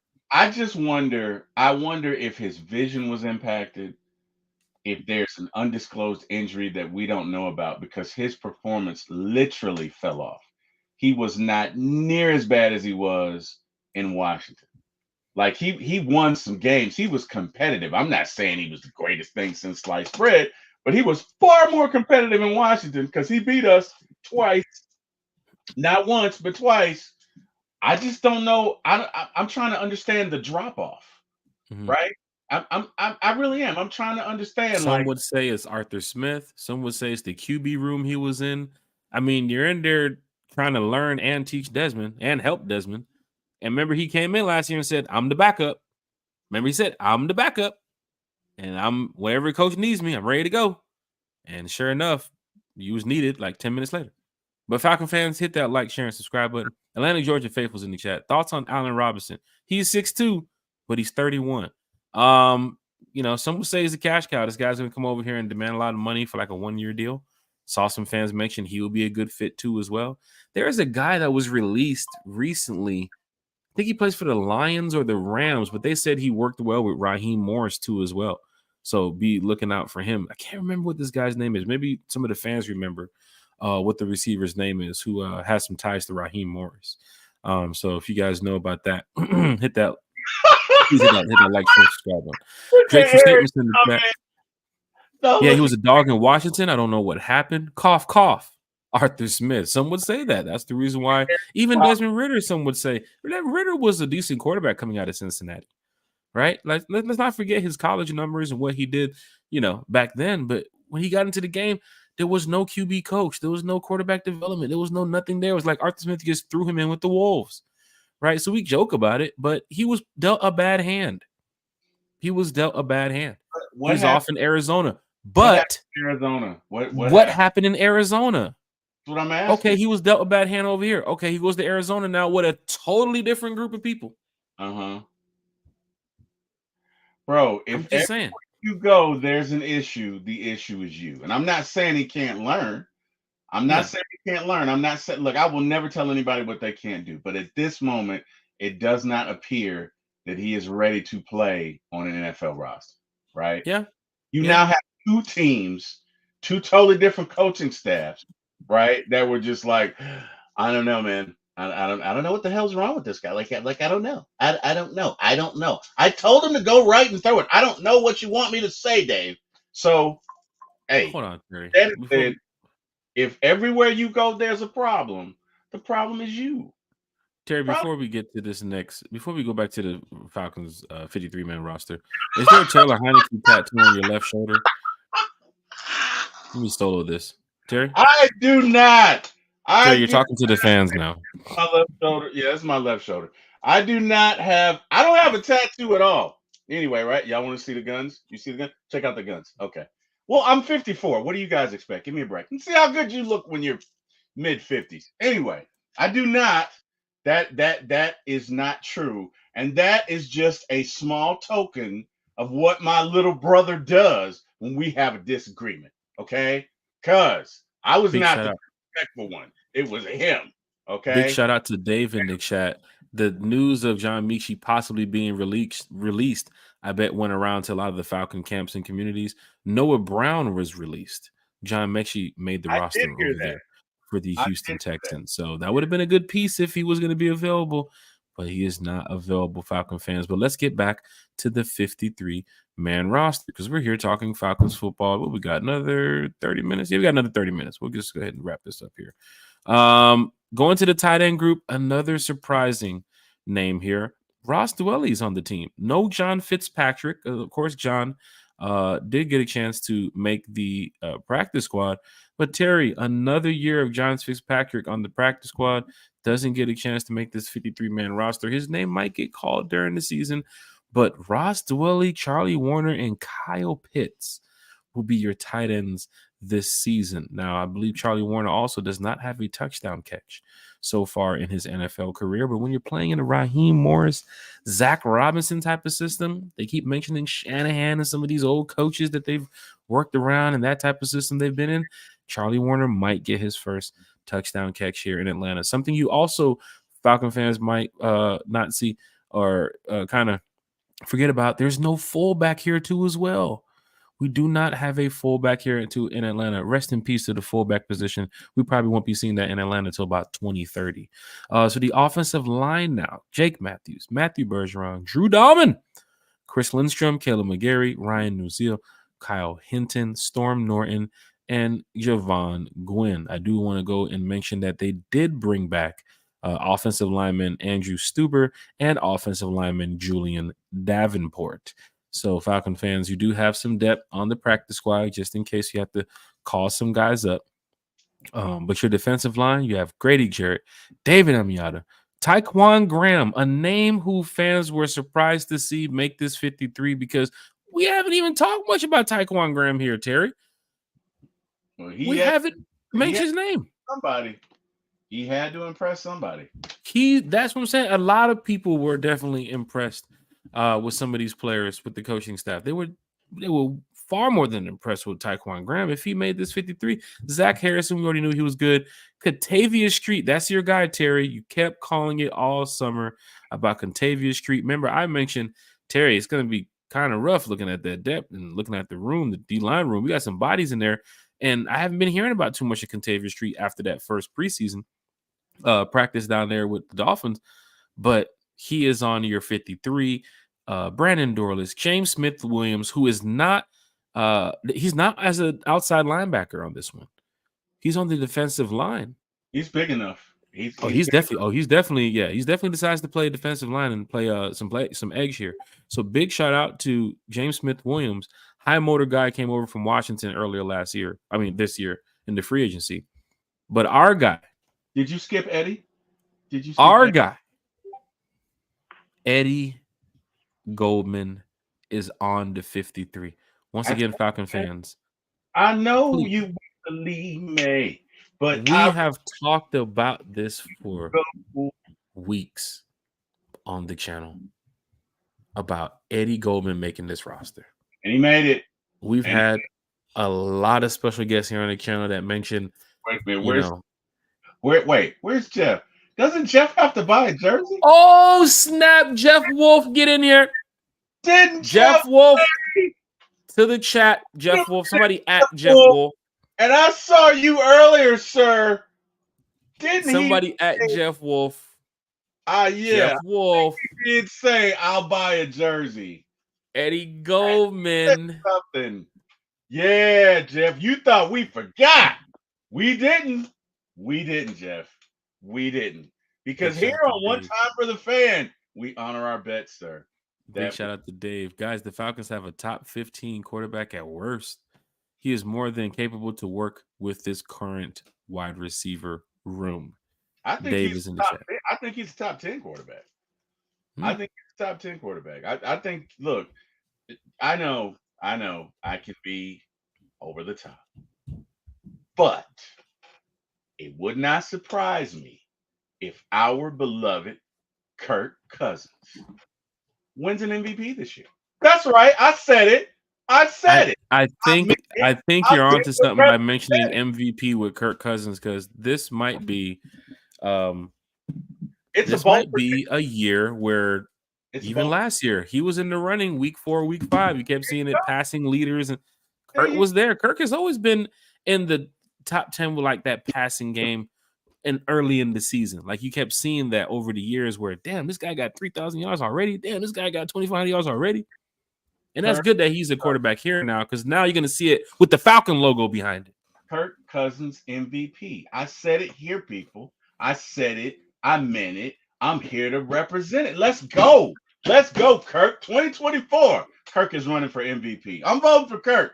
Kirk Cousins, 2024 MVP. There you go. Hey, man, I told you there's going to be some individual awards this year. You're going to be some team awards this year. But winning the South, standing on that stage. Remember, Terry, back in the Dome, when we won the NFC Championship, when they had to drop the confetti and bring all the news crew and everybody out, and everybody's on stage holding the trophy and got the shirts on. Oh, what a moment. What a fucking moment, bro. What a moment just watching. I think the pictures still fans remember. Seeing Freeman down there next to Coleman. You know what I'm saying? Seeing all the Julio over there. Matt Ryan is on stage. Everybody. bro, I'm telling you, man, that feeling can get back here real soon with a My guy wife like Kirk was so Cousins on your roster. My wife was so because I yelled the whole time. I was like, "We're going to the Super Bowl!" Oh my gosh, she had such a headache. She was like, "Okay, I'm going to bed, but I'm going to It do it was a again." great feeling. It was a great feeling. I think we got a chance to do it again. And the start of the season, first couple games, gonna be a little bit rough. We understand, but I think we'll be able to get through it here, Falcon fans. All right, Bro, we got a excuse me. shot. We have a legitimate shot this year. I don't care what the national pundits say. We got a squad. We got a team. We got a coaching staff. And if we can get a few breaks, we got a shot. Well, let's see who else is on this team to help us get that shot. Let's Outside go. linebacker group, Matthew Judon leading the way, Zoe Carter, Arnold Ebiketie, and then D'Angelo Malone. A lot of fans in the chat said, D'Angelo Malone, how did he make this 53? We haven't even heard of D'Angelo Malone in the past couple seasons since he's been here. Well, D'Angelo Malone still has that fight in him. He has that dog in him. And you've seen it through the special teams play. Special teams is a big part of this game, even with the new kickoff. D'Angelo Malone, he was out there playing, man. He was out there giving it his all. Coaches saw it. And I guess in practice, not only with special teams, but there was some snaps that D'Angelo Malone, he did do a decent job. Sometimes, the ball, the running back doesn't run your way when you're looking to make that tackle. You don't just get through the zone as easy as you can, like he was in college, right? It's not Western Kentucky D'Angelo Malone no more, right? We have to see what this new D'Angelo Malone can do for himself and, of course, for the fan base, because people want to see this kid shine. Right, he's still Western Kentucky's all-time sack leader. And he does Give not. D'Angelo Malone a couple breaks this year to get out there and show what he has. But I think with this roster, how deep you are with this depth, if Judon, Carter, and Ebiketie is them finishing, the season healthy, 100%, and these guys are playing all the snaps, are playing, every game, D'Angelo Malone's gonna be playing more special teams. But if you get those games like DFU said, if you're up 30 points with 5 left to go and your starters are out, 35. Judon shouldn't be in. Yeah. Carter them shouldn't be in. That's where D'Angelo Malone is. That's where JD Bertram's in the game. Yeah. And this is a win.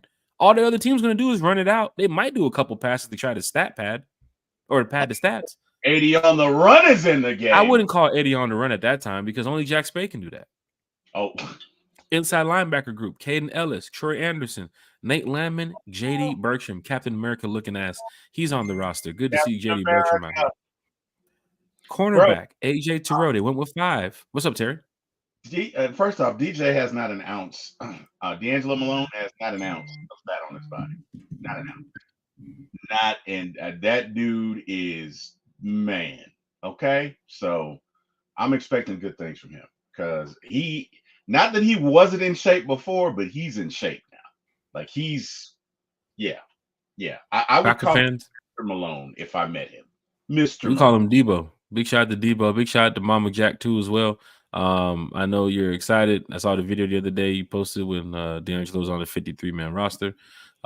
Your son is talented, and I think Raheem see it. Right, the coaches see it. This is going to be an opportunity for him to make a name for himself. Because let's just say this team does go. I'm sorry. Let's just say this team is getting ready to go to the NFC Championship or going to the winning the South and probably getting to the Super Bowl. A lot of these guys will be looked at. A lot of these guys. So if he's on this team next year or if he's gone to another team, this is a moment for him to get his shine. So big shout out to D'Angelo Malone. Kenneth Allen's in the chat. What's up, guys? Big shout out to Kenneth Allen in the chat. Sonia Norwood is hyped up. She said, let's go. Big shout out to Sonia Norwood. Mateo's in the chat. He said, Jarrett, Amiata, Goldman, Judon, Ebiketie, Malone, Carter, Ellis, Rook, and more. Quarterbacks better watch out. So this is what I love to see here. Falcon fans talking Falcons football. Anthony White said, Taylor is out of here. You see, Anthony White joins the chat, and the first thing he says is, Taylor's gone. I know he's excited about that too as well. Nando said, I'm with you on that statement, T-Will. We are winning this year's Super Bowl. 12-5 South champs. Let's go. Woo! In my Ric Flair voice. You got to do a chop too. I don't know if anybody's runs with a chop. You got to chop somebody. That matter of fact, when you do chop somebody, it makes the move even better because you did the whole run through. Like chop. Woo! It makes it even better. Matter of fact, you can do it week 4 against the Saints. You guys would love doing that. I love Falcon fans. Dre said, I lost my voice for 2 weeks that year. that was just a great moment seeing them on that stage, the confetti dropping at the Georgia Dome. Bro, that was great. That was a JK. After week 5, the national media will be on our nuts. After you get rid of that Chiefs game, they're on our nuts. Damn. You're 2-1 after that Chiefs game. Damn. You come away with beating the Chiefs or the Eagles. Damn. They're gonna show you. The Steelers. I think you're gonna landslide the Steelers. I don't care what trick plays they got. I don't care. Russell Wilson in 4 quarters. This is not Seattle Seahawks Russell Wilson. That's why I think this trick plays and Arthur Smith and what he's gonna try to do. You don't have the. I don't want to just bash the Steelers like that, but you don't have the. I don't think you have the roster talent to go up against the Falcons right now. Looking at what we have on paper versus what they have, I think we win both sides of the ball. That Eagles game is going to be a tough one. That Chiefs game is going to be a tough one. But week 1, we're winning both sides of the ball. We're going to beat the shit out of the Eagles. But honestly, Jay said back then they didn't want me. Now I'm hot. They all on me. Shit. Sterling Woods is in the chat. The best roster we have ever had that definitely is going to shine. This is one of the best rosters that I've seen on paper in quite some time. And now with the 53, now we get a chance to see them on the field. We are just days away from the Atlanta Falcons playing against the Pittsburgh Steelers. Dave said, would it concern anyone if Dorless is inactive for week 1? Well, you got to look and see how they're going to be rolling these guys out. But that D-line... I mean, that D-line, look, man, that D-line is impressive. Grady, David, Zach, Rook, however you position James Smith-Williams week 1, if he's playing outside linebacker or if he's playing, I think he's playing line because you got Judon now. So Grady, David, Zach, Eddie, James Smith-Williams. Maybe you sit Dorless week 1 in Contavia Street or Tyquan Graham. But I don't know. I don't think you sit Street. I don't think you sit Tyquan either. So yeah, I want to see all these guys get some reps this year. This is a beautiful team, man. It is. This team is going to be great. I think this team is going to do some things this year, man. I really do believe this shit. Like we talk about this shit all day on the podcast. I can't wait to go see these guys play. Like week 6, week 7, sitting here with a winning record. Let me just fast forward just a little bit for you all. Going into that Bucks game, like around my birthday, sitting here with a winning record, like knowing that you're winning the division and the games that you have ahead after seeing the team play 4 or 5 weeks. And it's like, oh, we're good. Oh, who we got after the? Oh, we got the Saints. Oh, they're 2 and what? 2 and 4. Oh, who we got? Who we got after that? Oh, we got the Vikings. What are they? Are they 1 and 6? What? Like this shit is gonna feel so good for Falcon fans this year, right? Anthony White said D'Angelo Malone made it strictly off of special teams. Big shot to Anthony White in the chat. That's what we were talking about earlier. We want to see him get some more snaps on the field. But what's up, Terry? Michael is petty. I think Michael may be related to me and Eric. So Michael says, resign Terry and send the Saints a thank you card.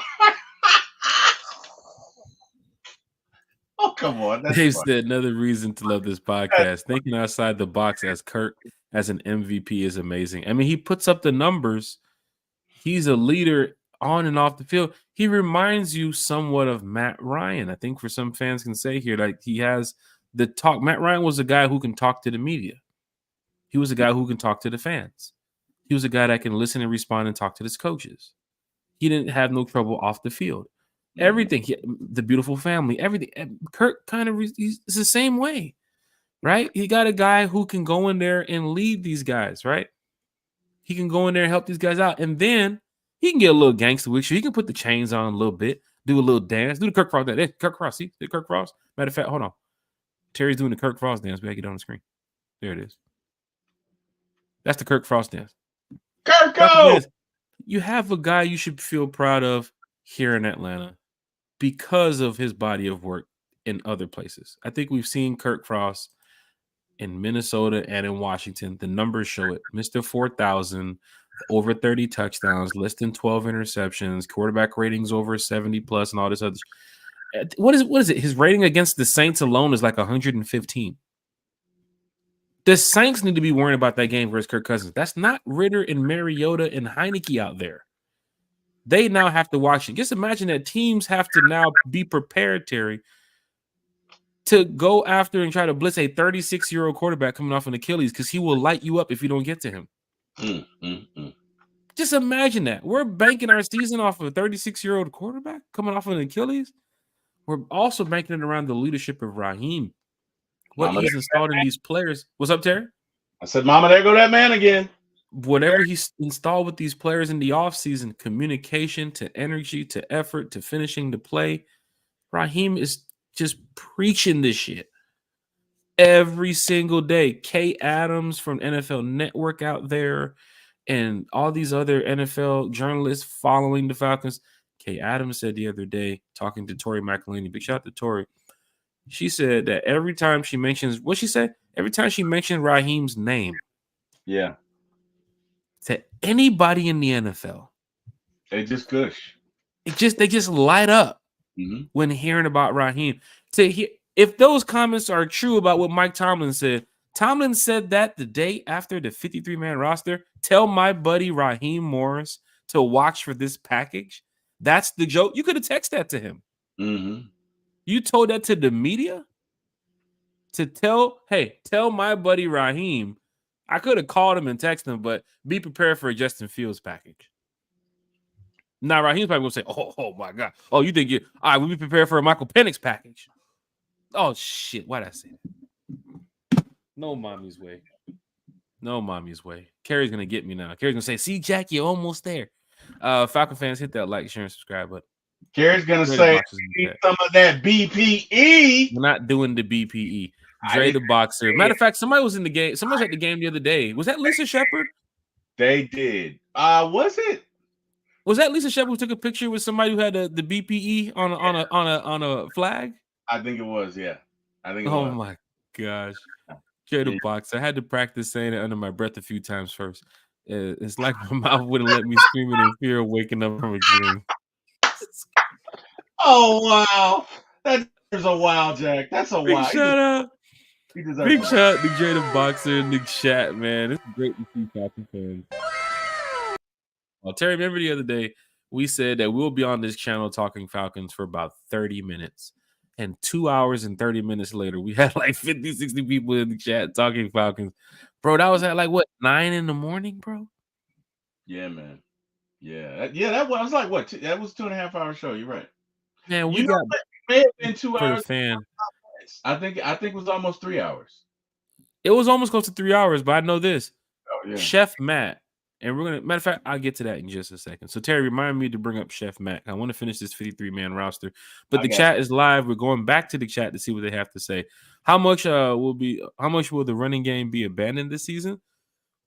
No, I think you're getting 1,000 with Bijan. Kirk is leaning on Bijan heavy this season, and Tyler. I don't think you abandon the run game this season. I think you run the ball down the Steelers. I think even for the Eagles, you got to get that defensive line away from Kirk. You can't have them going away 6-7 sacks in that game. Mm-hmm. Don't forget about Chris Jones week 3. Terry has mentioned it. The Chiefs defense damn near won that Super Bowl. Yeah, they were the number 2 defense in the league last year. You got to get Chris Jones away from Kirk Cousins. You got to get that front four away from Kirk Cousins in Philadelphia. And there's a couple other teams that have some guys that's going to try to scheme up some shit to get the Kirk. You got to have that match protection. That's why when you saw, matter of fact, go back to the offseason when they brought in Charlie Warner. That goes back to they're going to protect Kirk. Charlie Warner is your true blocking tight end. Some would consider him to say, hey, man, that's why they took away the fullback. Look at the blocking tight end they got. Yeah. They're going to motion him out the block everywhere for Kirk, wherever they don't care what it is. Yeah. Kirk needs to go into a game and get away like untouched. First series, second series. That's when you notice like, oh, this offensive line is blocking.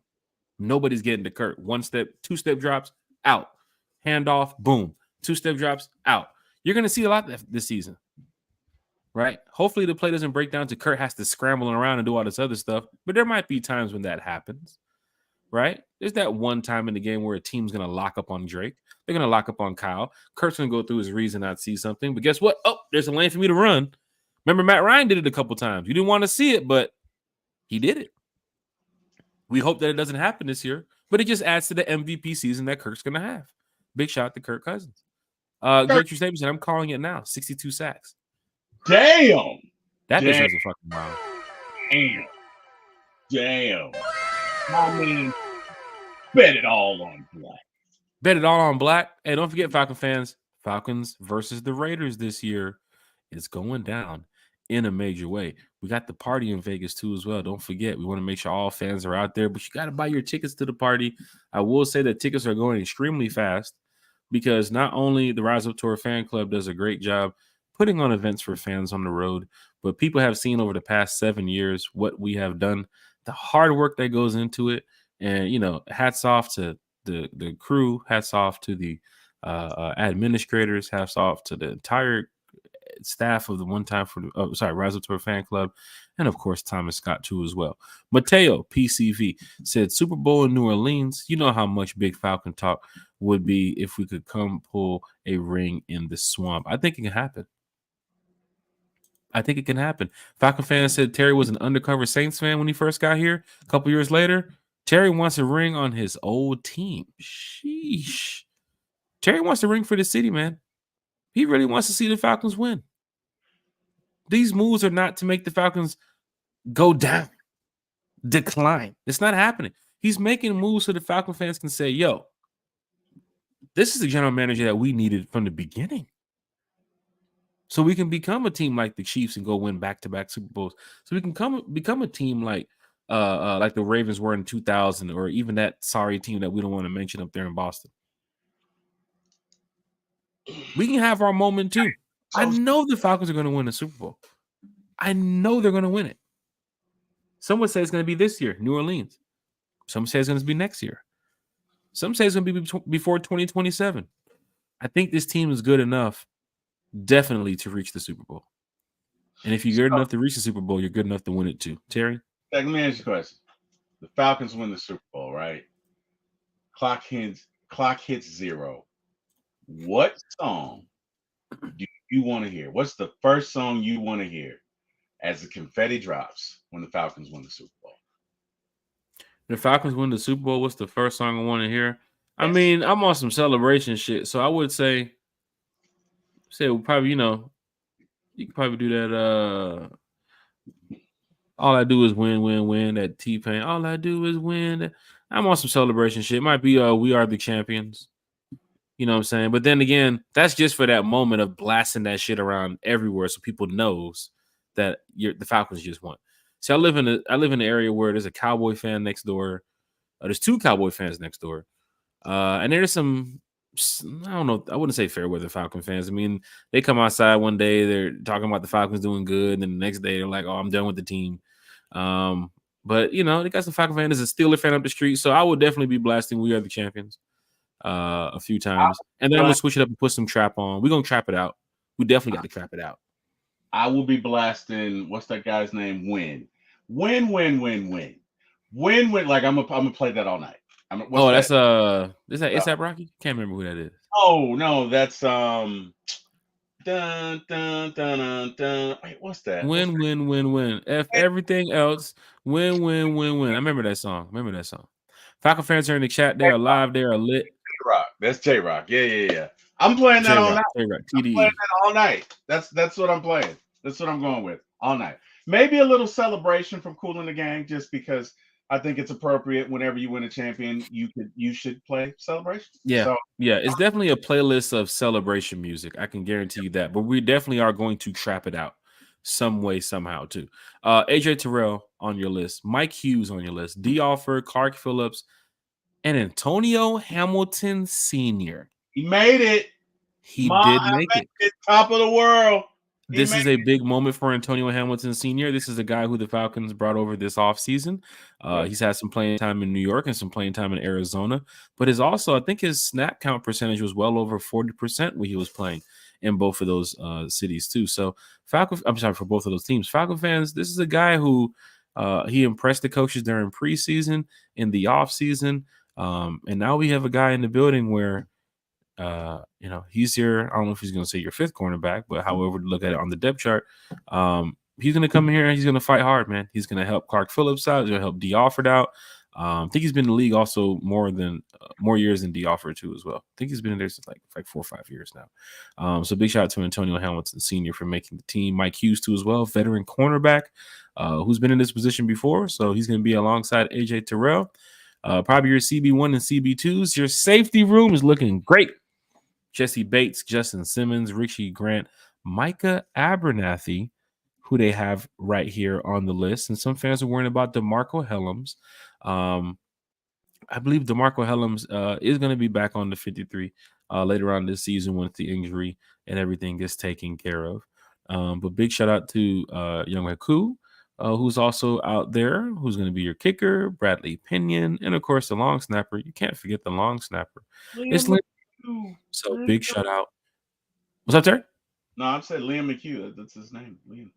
Oh, yeah. Well, I could just want to call him, but if that's what you said. Wait, I couldn't see that. Okay, my bad. Sorry about that. No, you're good, Falcon fans. If you're in the chat here, don't forget they released some players too as well that you heard about. Chris Blair, Natron Brooks, Spencer Brown, Dylan Dorman, Prince and Millie, John Fitzpatrick, OJ Hillier, Anthony Johnson, Zion Logue, Lakel London, Jesse Matthews, Jaden Price, Andrew Stuber, Trey Tarpley, Tommy Toga, Carlos Washington, Barry Wesley, Dane Cruikshank, Julian Davenport, Damone Harris, Kevin King. They released, and then they went ahead and had their practice squad put together today with wide receiver Chris Blair back in the building. Big shout out to Chris Blair. Will he make his way onto the 53 sometime this season? We will see. Cornerback Natron Brooks, who fans thought would make the 53 over Antonio Hamilton Sr., but that seems to be not the case here. He's on your practice squad. Wide receiver Dylan Drummond, too, as well, is out there in your practice squad. Defensive lineman Damone Harris, who had a very interesting and productive offseason. He's on your practice squad. Zion Logue, go Dogs, your late round draft pick. I think we just confirmed a special guest for Sunday night. I'm going to make the announcement here shortly. Zion Logue, defensive tackle from Georgia, is on your practice squad. Lakel London. Terry, we talked about the defensive line and how many bodies we had out there. A lot of muscle, too, as well. So it's going to be tough for these guys to make the 53 this year. But Zion and Lakel is on your practice squad. Wide receiver Jesse Matthews, who had a chance to talk to his family the other day at the game, too, as well. Cool family you have there, Jesse Matthews. So big shout out to them. And they're really supportive of Jesse, too, as well. So big shout out to the Matthews family. Offensive lineman, Andrew Stuber, running back Carlos Washington Jr., safety Dan Cruikshank is also on the practice squad. Offensive lineman Julian Davenport, the veterans out there, and cornerback Kevin King with John Fitzpatrick. Terry, the 53-man roster is set up. The practice squad is set up. Terry, there's nothing else to do now but go out there and give these teams hell this season. There's going to be moves to be made. That we know. As you can see, the Taylor Heineke trade happened earlier today. So it's possible that the Falcons are going to be making a move here to bring in a guy, or they'll keep that roster spot open. Terry, your thoughts on this 53-man roster, which you see so far, the practice squad, and is it possible in T-Will's world that Terry Fontenot will make a move and go get a guy who fans would say, whoa, make us hit the wow button? It's very possible because you're all in, right? It's clear you have pushed all your chips to the middle of the board and you said, hey, I'm all in, right? I got a full house, right? I'm all in. So why not? Why wouldn't you? Why wouldn't you go and get a cornerback? Why wouldn't you go and get a receiver? You're all in, right? These are not moves that you make if you're tepid. These are not moves you make if you're unsure. These are not moves that you make if you're not going all in. The rest of the league may look at this as just the Falcons trying to win the NFC South. Falcons are trying to win the Super Bowl. Mm-hmm. Arthur Smith is getting up in age, and they are going for it. Doesn't mean there are a lot of people that hit me up like, "Oh, you guys look NFC South ready." Like, no, we're bigger than NFC South right now. Yeah, they're going for it. They are. So if you're doing that, why wouldn't you? You know what I mean? Why wouldn't you? If guess what? If you're about to race somebody, not that I'm encouraging illegal street racing, but if you're about to race somebody, why wouldn't you load up on nitrous oxide for your car? I mean, hell, you know what I mean? Why would you go for it? You go for every little edge, every little thing that you can. So yeah, it wouldn't surprise me at all. What say you, Jack? I think you're right. But like I said, when you was mentioning about Terry's setting up for the success for being better than just the NFC South. I have some friends of mine who are trying to get, they're focusing on their team, Houston Texans. Of course, the Jaguars guy too as well, Jarnell. But some Steeler fans, some Cowboy fans, and of course fans of other NFL teams that's looking at their team saying, I wish our GM made the moves that the Falcons made this offseason. Right? There are Viking fans that's looking like, man, they got Kurt Penix. Look at all them guys that Kurt is lined up with right now. Right? Like they got teams that's looking at the Falcons saying, yeah, that team is way better than just winning the South. If they get to the playoffs, they could smack some teams. They could beat the Cowboys if they're there. They could beat, matter of fact, they could beat the 49ers if they're there. They could beat any team. You got to be able to be ready for those situations. And if you already won the NFC South, that means you're only games away from the Super Bowl. I told you about that DeMarco Ryans, or is it DeMeco Ryans, the coach of the Houston Texans? When he mentioned, he was in a video last year talking about when he made the playoffs. Earlier this year, he made the playoffs. He was crying on the wall when they punched their ticket. Yeah. But he was just so happy because as a first-year coach, with everything around him, the odds were against him of winning, of getting to the not Super Bowl, of getting to the playoffs with a rookie quarterback. The team that he had, the first-year offensive coordinator, they were like, bro, no way in hell you're finna beat the Jags and some of these other teams. And that's why he was so, he was emotional about, winning the division and making it to the playoffs. Because he got his team to that level. Now the Texan fans are saying, bro, go add some pieces. And what did they do? In the offseason, they added some pieces. Now I got my Texan friends, they're telling me like, yo, Falcons, Texans, Super Bowl, you gonna be there? Hell yeah, I'm gonna be there. Because it's like there are other NFL teams and fan bases that's like, our team is getting better. Our team is getting better. We can say that as fans ourselves. Our team is getting better. Can you say that 2 years ago, Terry, when Mariota was here? No, you could not. You could not. Last year, you can say, okay, I think we're turning the corner here, especially with Jesse. We got Jesse Bates turning the corner here. But there was a bunch of problems that we saw too as well. Yeah. Well, but this year, you look at the roster and say, holy shit, that team can go far. Yeah, because we have a couple of things we didn't have. Number one, we have a pass rush. We have a dynamic safety team. We have outstanding linebackers. Our defensive line is great. We have depth on defense, right? We have depth on defense, and we have a very good offense.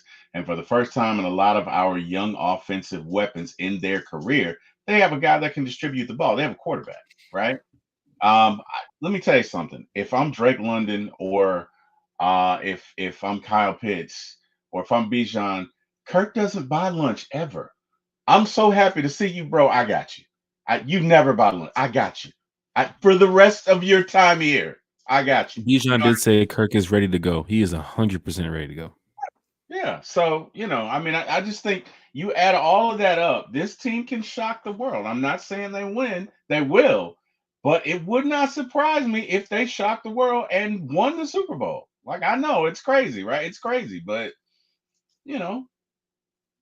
when the Eagles won the Super Bowl, nobody saw it coming, right? They hadn't won it. Before 2017, they hadn't won it before. They went in 1980 and lost to the Raiders. But before 2017, they won it, right? So, everybody thinks that you can't do it until you do it. But I believe this team. I do. Hey, Falcon fans. I know we are all the way turned up like Mateo.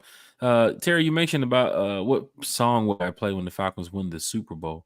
A lot of other fans chimed in too as well. Mateo said he's going to play Queen, We Are the Champions. Dre the Boxer said he's going to be playing T.I., going to be riding 20 foes with the top, laid back. You already know what it is, man. We got these ATLians here in the building. They're already putting their playlist together. Mateo said, Pastor Troy riding big. I'm riding big, ho. That junk right there, man. That junk used to be going crazy with them speakers in my car, man. Carlo Wiggins, Ha by Juvenile. Okay. Carlo Wiggins also said he's playing Pastor Troy. Ain't no more play in GA. Mateo said he's going to bump on some Outcasts. So Fresh, So Clean. For the whole world. And the whole world loves it when you're in. Hey, that might be on the championship playlist right there. That sounds like some wake them up music right there, man. That Outkast, that was He Whole said, World. What album was that on? I now can't remember that what would album be Whole World funny. was on. That would be funny. Chopper style. That would be funny. Style. That would be, Chopper style. oh, you Says he's got gonna play some Jeezy, everything. I used to have nothing, but now I got a whole lot of everything. Hey, that's them. Falcon fans, if you listen to this championship playlist right here, go ahead and add these songs to your Super Bowl playlist. And when the Falcons get ready to reach it, Gucci So Icy, you got the rings. Kirk Frost, it's the moment. I mean, I think so Icy might be one of the hits of the play. That might be one of those real deal. You have to play this song when the Falcons win the Super Bowl because of Kirk Cousins, right? I'm sorry if we're fast forwarding to the future here. We just want to see our team win. He said future homicide too as well. Carlo Wiggins is in the chat. He said the amount of money Louisiana will make off Texas and Georgia will be monumental if that was the Super Bowl scenario. Yeah, Houston versus Atlanta and New Orleans. Yeah, I mean, you got the South representing, you know. That'd be great to see. Subway Eat Fresh is in the chat. Breaking: Texas get 6th-round pick from Falcons. Get Michi per Adam. Subway Eat Fresh. What? Falcons just made it a trade, Terry? Look it up. Look it up. We're the fact checkers in the chat. Big shout out to Subway Eat Fresh in the chat too as well. Taylor said he's going to play Rotimi Rise Up. The song that the fans wanted canceled last year when Rotimi did the oh my God, Taylor. What is going on here?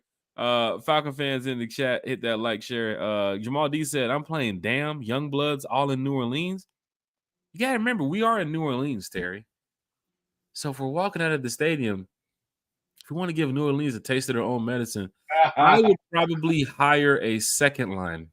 Oh, man. I would hire a second line band. Oh, that would be petty. Walking out of the stadium. We're going to be right there. They're usually right there next to the stadium because they all hang out there. That would be Eric Parker petty. Wow. I would walk out and go to a second line band and say, yo, how much for the trumpets and the 2 drummers? Follow me. Let's go. Follow me. Let's go. Let's do it. I mean, that's just partying in New Orleans. That's just the vibe. Jake True statement said, we're not playing no damn Rotimi. What you mean? I'm a bad guy from start to the end. Say hello to my little friend. That's what I'm playing. I love, shout out to Eric Parker because I made him hate that song. But I'm playing Little Friend by Gucci. I'm played as well just because I love it and whatever. We murdered the league. See? We were the bad guys. We murdered the league. Nobody wanted to see us win. You guys see the connection? You see it? Oh, maybe you don't. But anyway, I love the song. Hey, if you have Gucci on your playlist, Terry, that's a win. I love me some big shout to Terry. I love me some Gucci. Came to this country with $1 and a dream and a chopper and a team full of killers. What you mean? I'm a bad. Hold on, Terry. Hold on. They're gonna call you gotta have people calling the police on you. Like, this is not the Terry we know. Hello to my little friend. I love that song. God, I love it. My brother hates it. My brother hates it. In the chat, Drake True Statement said, we're not playing no damn Rotimi after we win the Super Bowl. So we're not playing no Rotimi. Mateo said, hell no to Rotimi. Oh, Rotimi gets a rejection. Rotimi's watching the channel like now, like, F these guys. Told you they wouldn't support the song. That's not nothing to do with us, Rotimi. We're big fans. Taylor said, red, black, and white. That's what they want. Jamal D's in the chat. Give me a taste of their own. Play I Bet You Won't. Oh, I Bet You Won't? That's that New Orleans wobble music that I bet you won't. I bet you won't. I bet you won't. Oh, what's the one that LSU did when they won the championship? Get the gat, get the gat, get the gat.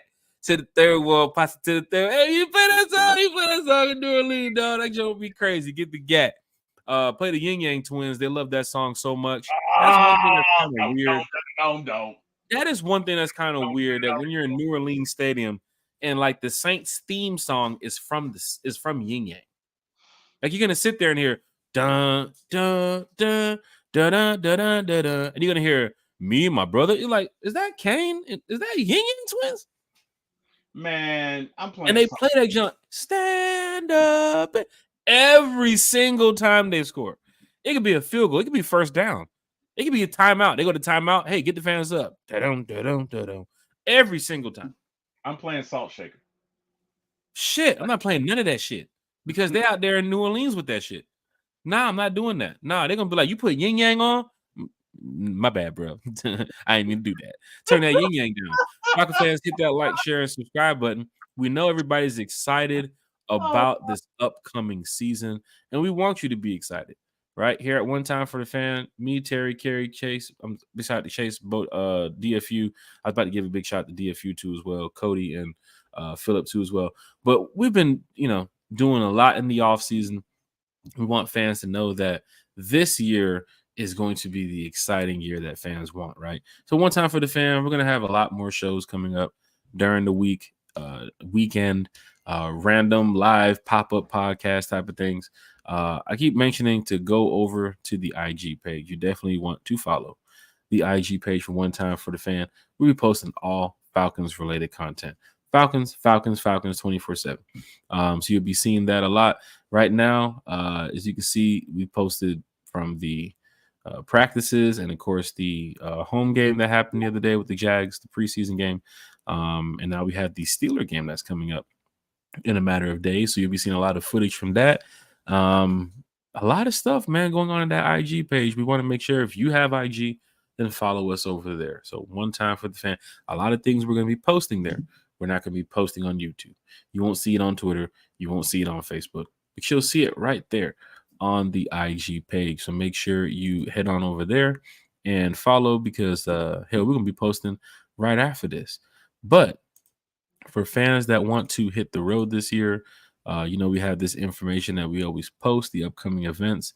We have the bus trip to Carolina, Rise Up Tour Fan Club. The bus trip to Carolina is going down in a major way. October 13th, we're going to go up to Carolina. We're going to smack them fools.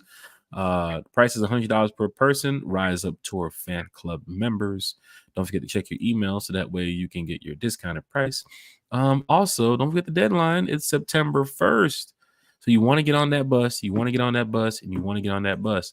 Now, Terry, we have a tailgate as well in Carolina for everybody that's going to be heading up there. It's going to be a great time for Falcon fans to go out there and get a dub over the Panthers. For the fans that's on the bus, we got a nice little tailgate set up for y'all out there in Carolina. We're not going to try to reach too many numbers here, but once we get to a certain limit, we're going to cut it off. So if you want to be a part of that, you want the information for that, head on over to the riseuptourfanclub.com/Carolina. And of course, you'll see the other information for the tailgate and everything else. If you are a member, there is a price for you to pay the membered fee for the tailgate. If you are not a member of the Rise Up Tour Fan Club, there is an additional price to pay. But it's all about having fun, having a good time. We're going to smack up the Panthers. We're going to be out there tailgating for like 4 or 5 hours. So we hope everybody that heads up to Carolina gets a chance to hang out with the Rise Up Tour Fan Club because we've been doing this for such a long time. And we want to make sure fans are enjoying their away game experiences. Now, Terry, I've talked about this before, and I'm going to talk about it again. We have the Georgia Bulldogs versus the Alabama Crimson Tide bus trip. Go Dogs. Rise Up Tour Fan Club, always finding a way. Here comes Mark Cheney says, Charlotte, here I come. Make sure you get your tailgate. Make sure you get your tailgate ticket, Mark, if you're heading to Carolina, because we always love inviting everybody when it comes to the Falcon fans. But it's pretty much, the food, drink, everything that we have out there. We're not just going to be giving it away, right? So you purchase your tailgate ticket so that way everybody gets their wristband to be a part. Oh, good throw. To be a part of the tailgate, right? So we want to make sure everybody knows what is going on with the fan club. We don't want no walk-up saying, hey, we heard it on the podcast. We can come over here and get food and drinks. There is a price that everybody has to pay. So at the end of the day, we're still going to have a good time because that's what Falcon fans do. We have a good time. Now, if you see on the screen, it's the Georgia Bulldogs versus the Alabama Crimson Tide bus trip that is coming up too as well, September 28th.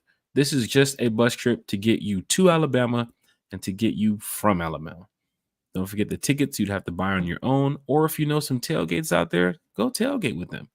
But we don't want people, especially with the fan club, driving out of Alabama, drinking, driving back. That's a long ride.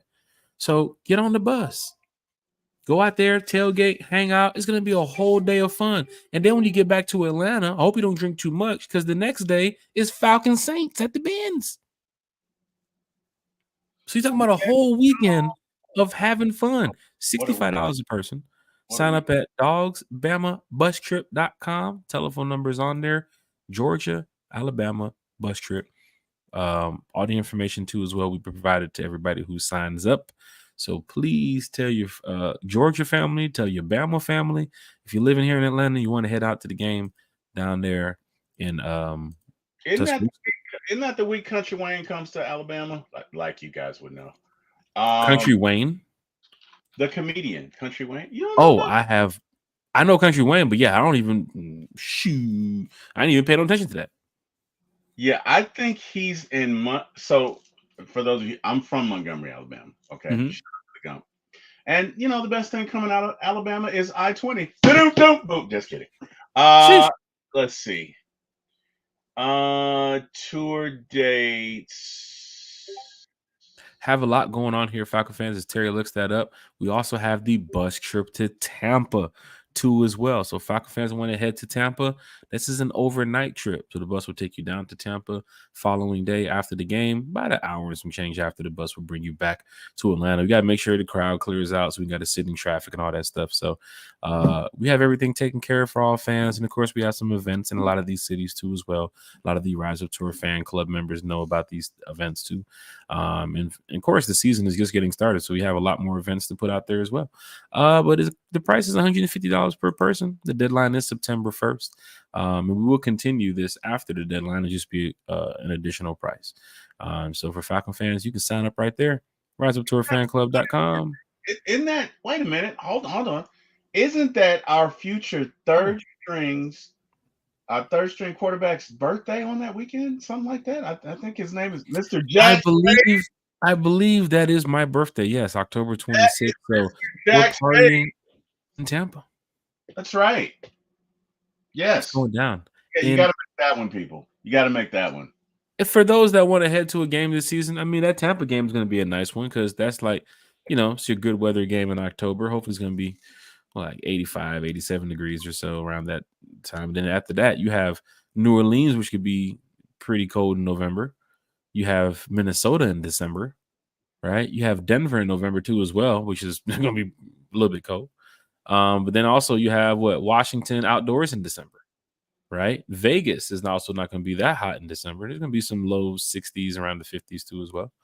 But the bus trip to Tampa is going to be nice. So Falcon fans, if you want to head out to Tampa, the information is on the screen. Mark said, you going to the Philly game? Yes, I'm going to the Philly game, my good friend. We go everywhere. We don't care where the Falcons are playing. The Falcons could play tomorrow in Australia, and I would go book my ticket right now. Damn. I'm just that type of fan. Zay in the back said, no tailgate in Philly with the broken heart. Zay in the back, if you want to help us out and go set up a tailgate in Philly around Eagles fans, after the Packers smacked them up week 1 and they have to come back and have a whole day of drinking in Philadelphia near the stadium, man, I'll do my best to help you. But I can tell you right now, it's not going to be easy. That sounds like not going to be easy. Now, if we can find a place that can get it popping out there for a tailgate, that'd be cool. But with Philly, we've tried hard, but no, there's no tailgate in Philly. Tailgate in Carolina for fans is going to be out there. The tailgate in Vegas is going to be out there. The tailgate, I believe, in Denver too as well. So a lot of things are, not to say in the works, but a lot of things are damn near done. We just have to put the information out. But I'm sorry, Zay, there will be no tailgate in Philly. There's a halftime photo in Philly. And that right there is going to be hard to pull off too as well. I'm telling you right now, Zay, you haven't even seen the halftime photos. Like, I should go find a picture for you guys and let you guys see what happens at these halftime photos. Fans are not too happy that we bring 600-700 fans out in the middle of a location at the 2-minute warning and just start jumping around making a shit ton of noise. They're not happy about that. And I'm sure Eagles fans is not going to be happy about that either. But, we always try to do things for the fans that show up to our events that's in a safe area, safe environment. Right? We don't want to just throw y'all in the midst of just some nonsense. Right? Because you guys came from out of town. You guys are tourists, just like us. Right? So we want to make sure everybody's taken care of. There's some fans that mentioned back in LA last year, like, hey, go here and go here and go here. Like, bro, those are rough areas to be in at certain times of the day. You don't want to be over there like that. Oh, you don't? So we take into consideration the suggestions from fans that make sure that they're good, that they're taken care of. Dre the Boxer said, "I got y'all with the boxing gloves." He's throwing Dre, the boxing. Hey, let's go, man. Dre said, "I can take on 30 people. Let's go." Dre Mark Cheney said, "Jack, I know you going to every game that allows fans." What's up, Terry? I said, "Hey, if we got to get into it, man, I'm following Dre. I'm fine, Dre. I'm getting behind him. Dre's gonna take on 3 people. Dre got those hands. If you got them hands, man, that's good. I'm just gonna be like, over there, Dre, over there, number 37, Jay, 26. Mark Cheney's in the chat. Jack, I know you're going to every game that allows fans. You a real one, man. They can play on the moon. If they say they can play on the moon and they'll take 15 fans, my name's gonna be on that list, bro. Damn. Mark Cheney. That game is going to be a movie, bro. Still trying to pick my road game, bro. I've already told you, bro. Just go to New Orleans, bro. Bro, I'm telling you on everything I love, bro. If a fan right now is in this chat listening to this game, like, what away game should I go to? Bro, I'm telling y'all, go to New Orleans. Like, y'all gonna be like, holy shit, Jack was not lying. This feels like Atlanta. It's just in New Orleans. The food is different, but the vibe is like, man, everybody's down here in the French Quarter. I will say right now that them rooms are expensive as hell in the French Quarter. But if you got 3 or 4 of your friends, if Terry coming out there with his, his cousin, his brother, and his uncle or something, there's 4 people in an Airbnb. It's $20 a person. They're good. And but if you're going out there by yourself trying to get the W or the Marriott, the Grand Marriott, the suite. Good luck with that. Shit. He said, Mateo said they want to turn into Rocky when they lose. Yes. I was with some fans the other day who told me straight up, some Eagles fans, they told me, if you're winning this game in the 4th quarter, leave. You might as well get up and start making your way toward the exit. Right. Don't be in here with 2 minutes left to go, cheering, talking about we just won this game, go home. They said, no. That's what they told me. Me, I'm a diehard Atlanta Falcons fan. I'm staying there to the end. So it's like, they're going to have to deal with me either way. Now, I do remember my Joseph Anthony Rise Up King. He got kicked out a couple years ago in Philly.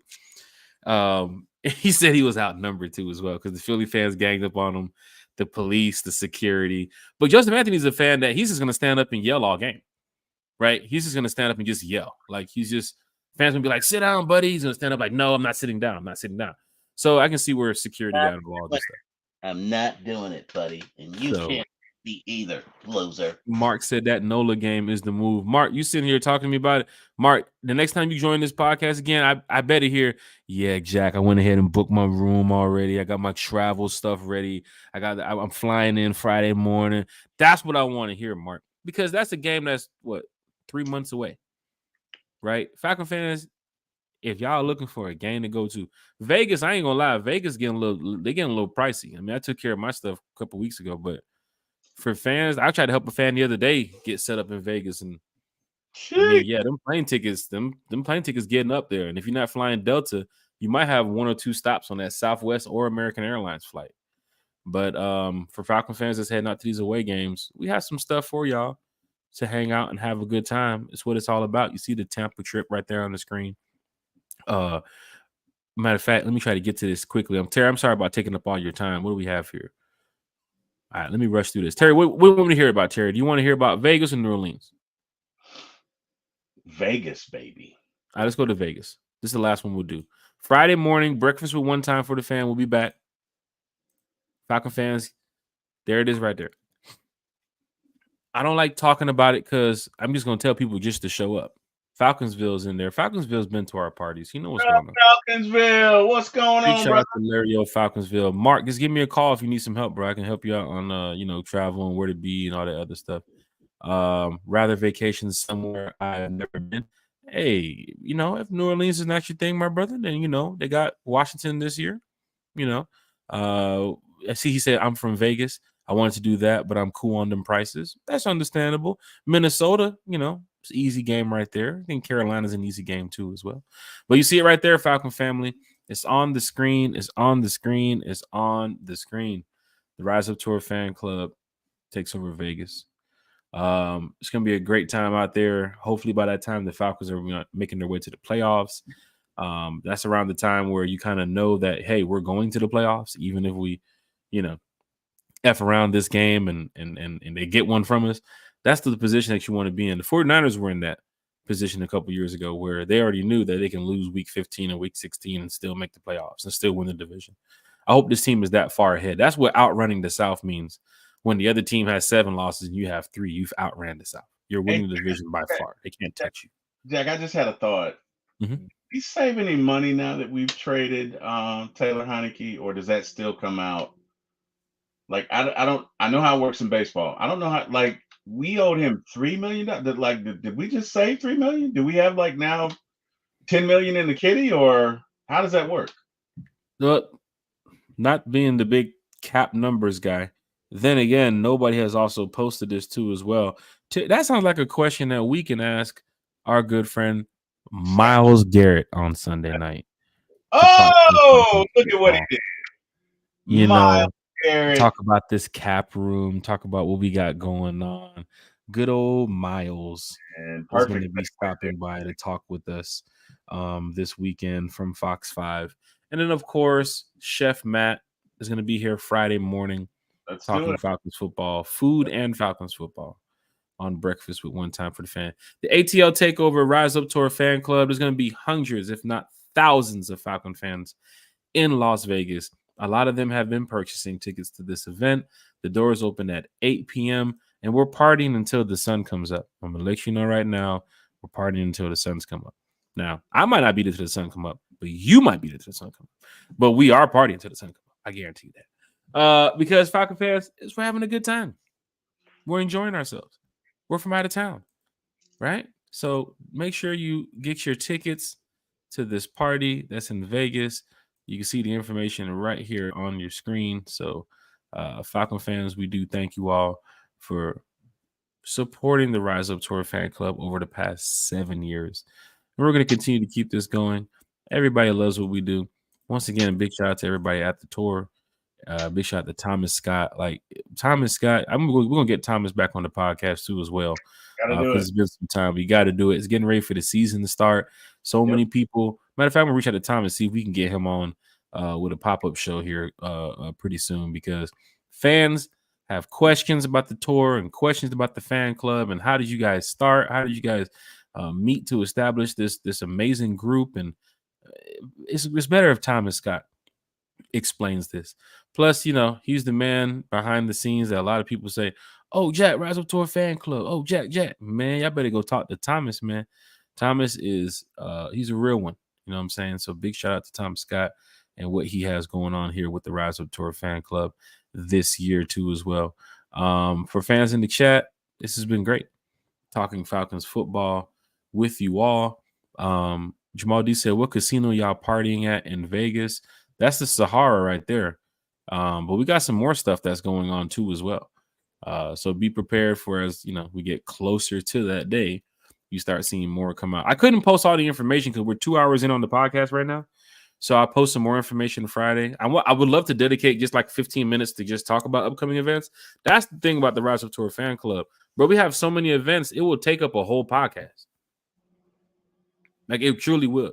People asking questions about where this game and what hotel and what flight y'all on and where to eat and all this. That's why we do everything with the Rise Up Tour Fan Club in the group, because we have too much going on right now, right? So I know a lot of fans are like, hey, I can't wait to travel. Where y'all going to be at in Philly? See Zay in the bag. Zay's like, no tailgate in Philly, because Zay's going to Philly. Zay wants to know where to tailgate at. Where y'all at? So we're going to have somewhere that, everybody can come out and hang out, but there ain't going to be no tailgate, right? You got fans here that's going to Carolina. Look at Mark Chaney. He's thinking about going to New Orleans. What do I do, Jack? Let me know what to do. So that's what we're here for. We're here to make sure that fans are ready for the season. Mateo said, great podcast, fellas. Ready to get on another Falcons 24 season is here. Yeah, we got to get Mateo back. So many fans we have to get on this podcast. I think it's something like 1.2 million we saved. 3.3 million in dead cap. So Nathan Floyd is in the chat saying, don't worry about getting Miles on here on Sunday. Go ahead and we'll answer it right now for you. Hey, Big shout out to Nathan Floyd because we're getting ready to wrap up the show here. And it's fans like Nathan Floyd and Mateo and Michael and Jamal D and everybody else who makes one time for the fan, one time for the fan. At the Rise of Tour Fan Club, we say where fans become family. And I think, Terry, you've seen that, where fans become family. Where you can show up by yourself, not knowing anybody, and meet hundreds of fans that will just say, come on, you with us. Now you taking the Uber with us. Now you at the restaurant with us. Now you sitting next to us at the game. Yeah. Like, you'll meet fans like that. And then you have one time for the fan where it's from the fan and it's for the fan. So I tell you, man, when it talks about what we do for the fan base, what we want to do for the fan base, it's always about bringing everybody together. That's the environment that we've been in for such a long time. Jeff Wolf, I don't know where you've been since Terry has mentioned that Eddie Goldman jersey, but you're normally here around this time, Jeff Wolf. So we'll go ahead and throw that shout out to you. But thank you, Nathan Floyd. Larry in the chat too as well. Thank you to Michael. He said you better not cry in the Uber with the better not being catch. Wait till you see Eric. When Eric Parker gets on this show, y'all gonna be like, damn, they argue like that? Like, yeah, they argue.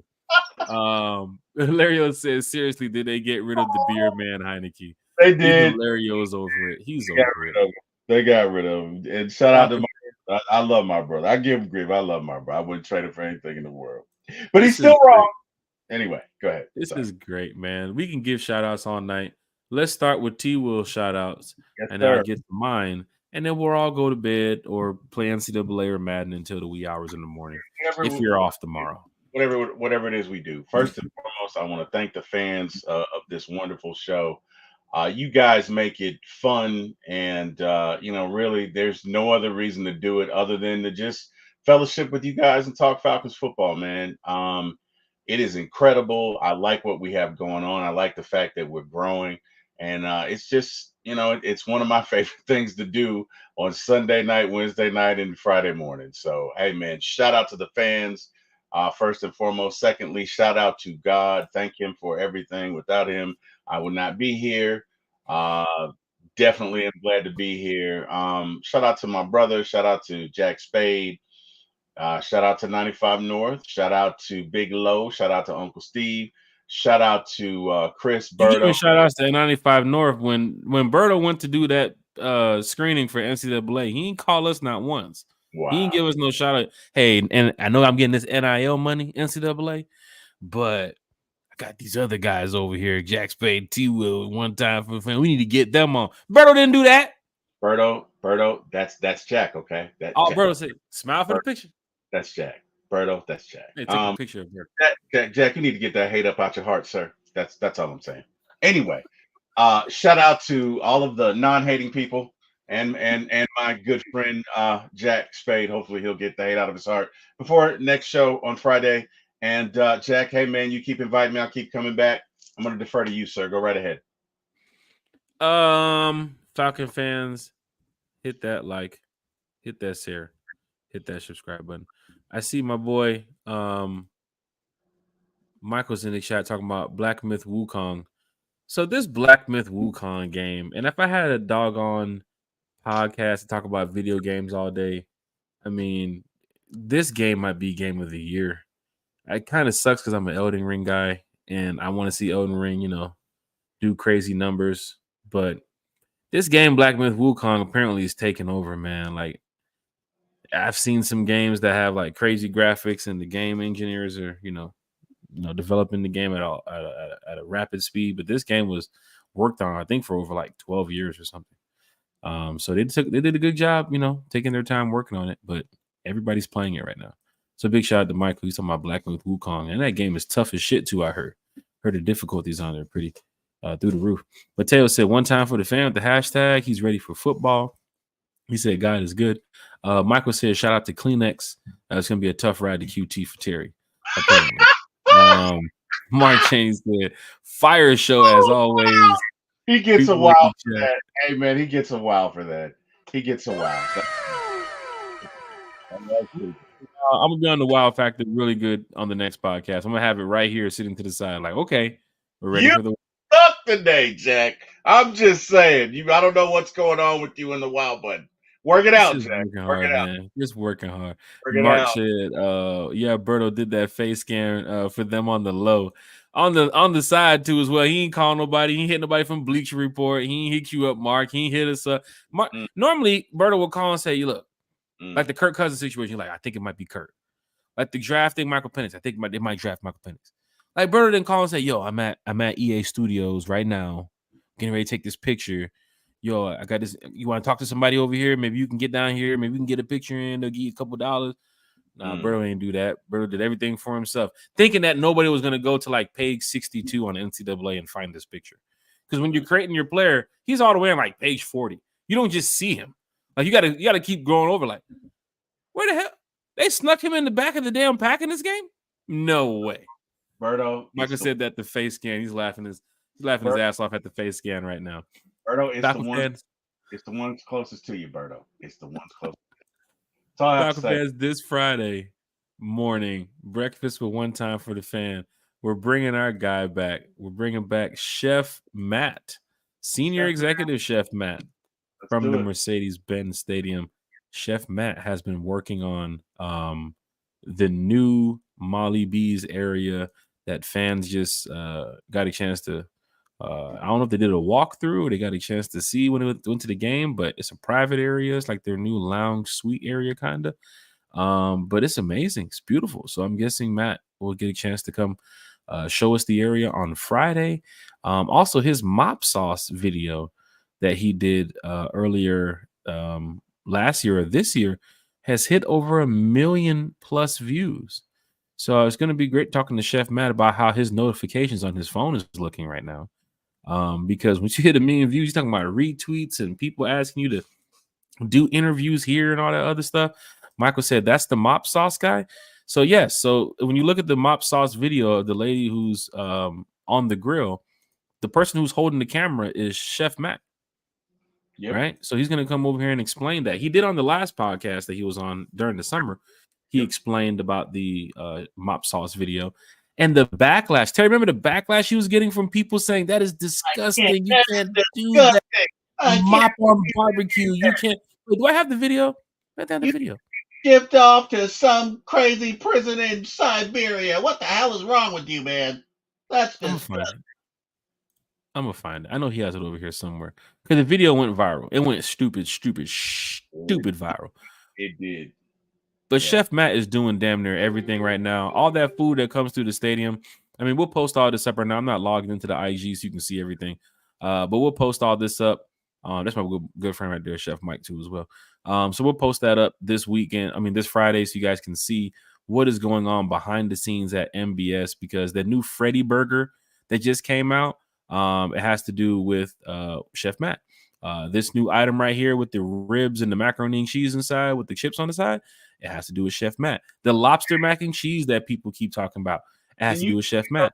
Can you go to that big ass? There's a big ass burger. That's it right there, the Freddy burger. Yeah, wait, is that it? Let me. I can't. Yeah, this is the Freddy burger. I don't know. I'm not logged into IG. It might take it forever. Yeah, there it is. That's the Freddy burger. Man, that thing is huge. Yeah, so I don't know if it's like a 2 or 3 pound burger or something like that they put on there. It's crazy. There it is right there. But that's some of the new items that they're rolling out at the Mercedes-Benz this year. So you can come in there and watch the Steelers get their teeth kicked in, and you can eat good, right? You can eat for days. Yeah. So Falcon fans, it's going to be great to have Chef Matt on the show Friday, talking Falcons football, talking food. Don't forget about our Chef's Corner that we have coming up this year with One Time for the Fans. So Chef Matt will be with us there. But shout out to everybody in the chat. Shout out to all the Falcon fans who's here representing One Time for the Fan and representing the Atlanta Falcons. Because sometimes you get people in here that's not Falcon fans. They just love to talk with us here because, you know, we make their day better, right? They love to hear about other NFL teams, and they love to just listen to other podcasts. Raymond Collins says, got to hook you up with some of my cousins up there. They love golf. Raymond Collins, where's your cousins? Because I know we're playing golf in a bunch of cities. There's some cities that, I'll be playing golf with some golfers, like some pretty good golfers. And there's some cities where I just be out there, playing the game. Just practice makes playable. But Dre the Boxer said, he said it's not the same cheap mop with the strings coming off. Yeah, this is an actual mop that they use for cooking, right? They use it for usually in the barbecue area of where they're doing their food with the chef shit. So it might be like 4, 5, 6, like 5 slabs of ribs, that they don't want to just go out there and just you know um dress up nice, at the restaurant. They're gonna use a mop sauce. They dip it in there in the barbecue, whatever sauce they made, and then they use the mop to go. I got to show the video. I don't think people understand it unless I show that video, right, Terry? So Friday we'll talk about the mop sauce with Chef Matt. The video went crazy viral. He will explain it a little bit better because that's his position. That's where he works. But the shout outs go to everybody. I thank you all for being here tonight on One Time for the Fan. Get some sleep, get some rest. Friday morning, if you're on your way to work or if you're on the way to the gym or whatever you getting ready to do, 9 a.m., come on back here to One Time for the Fan and let's talk some more Falcons football. We don't know what moves Terry and the gang will make between now and Friday.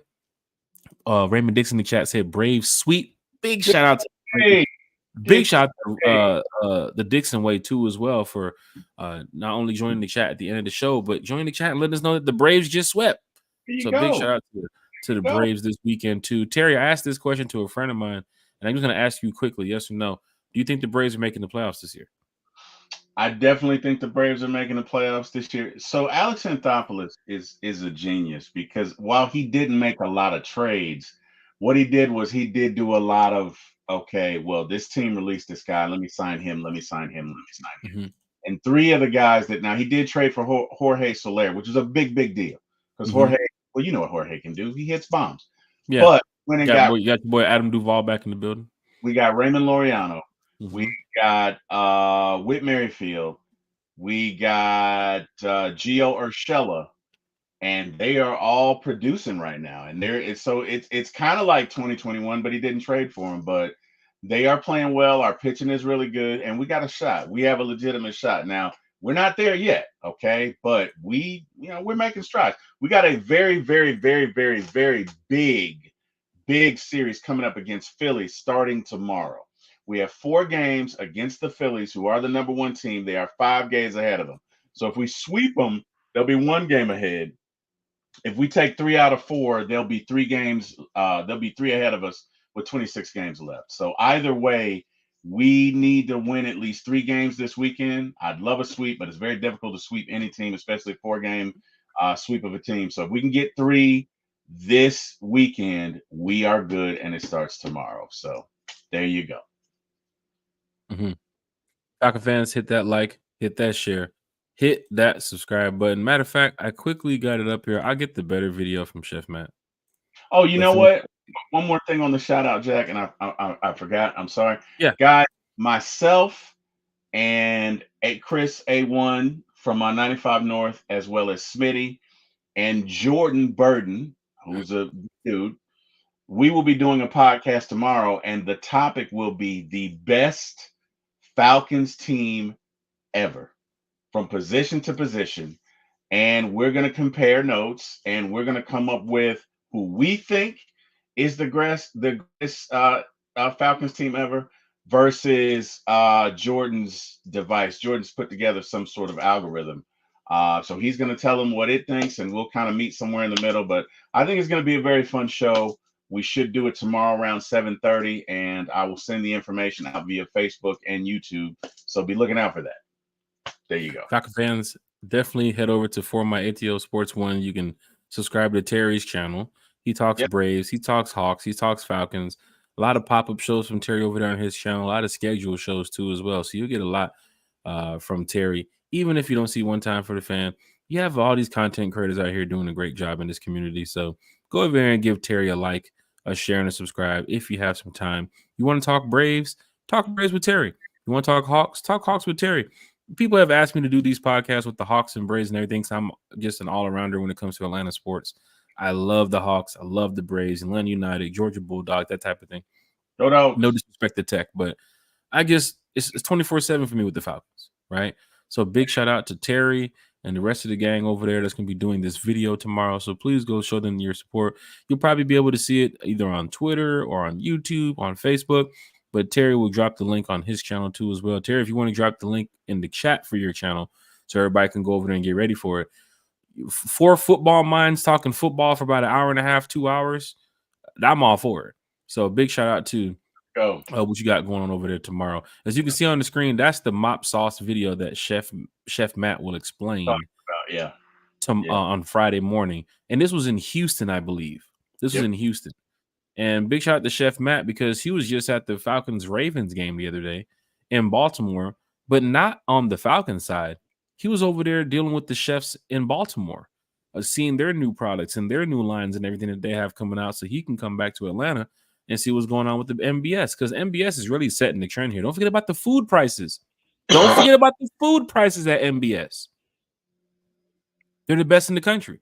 So Falcon fans, when it comes to, showing up to these games and, getting the opportunity to serve a family of 4, $20. A lot of that comes from this guy right here you're looking at on the screen. Well, not her. That's the lady. That's the chef.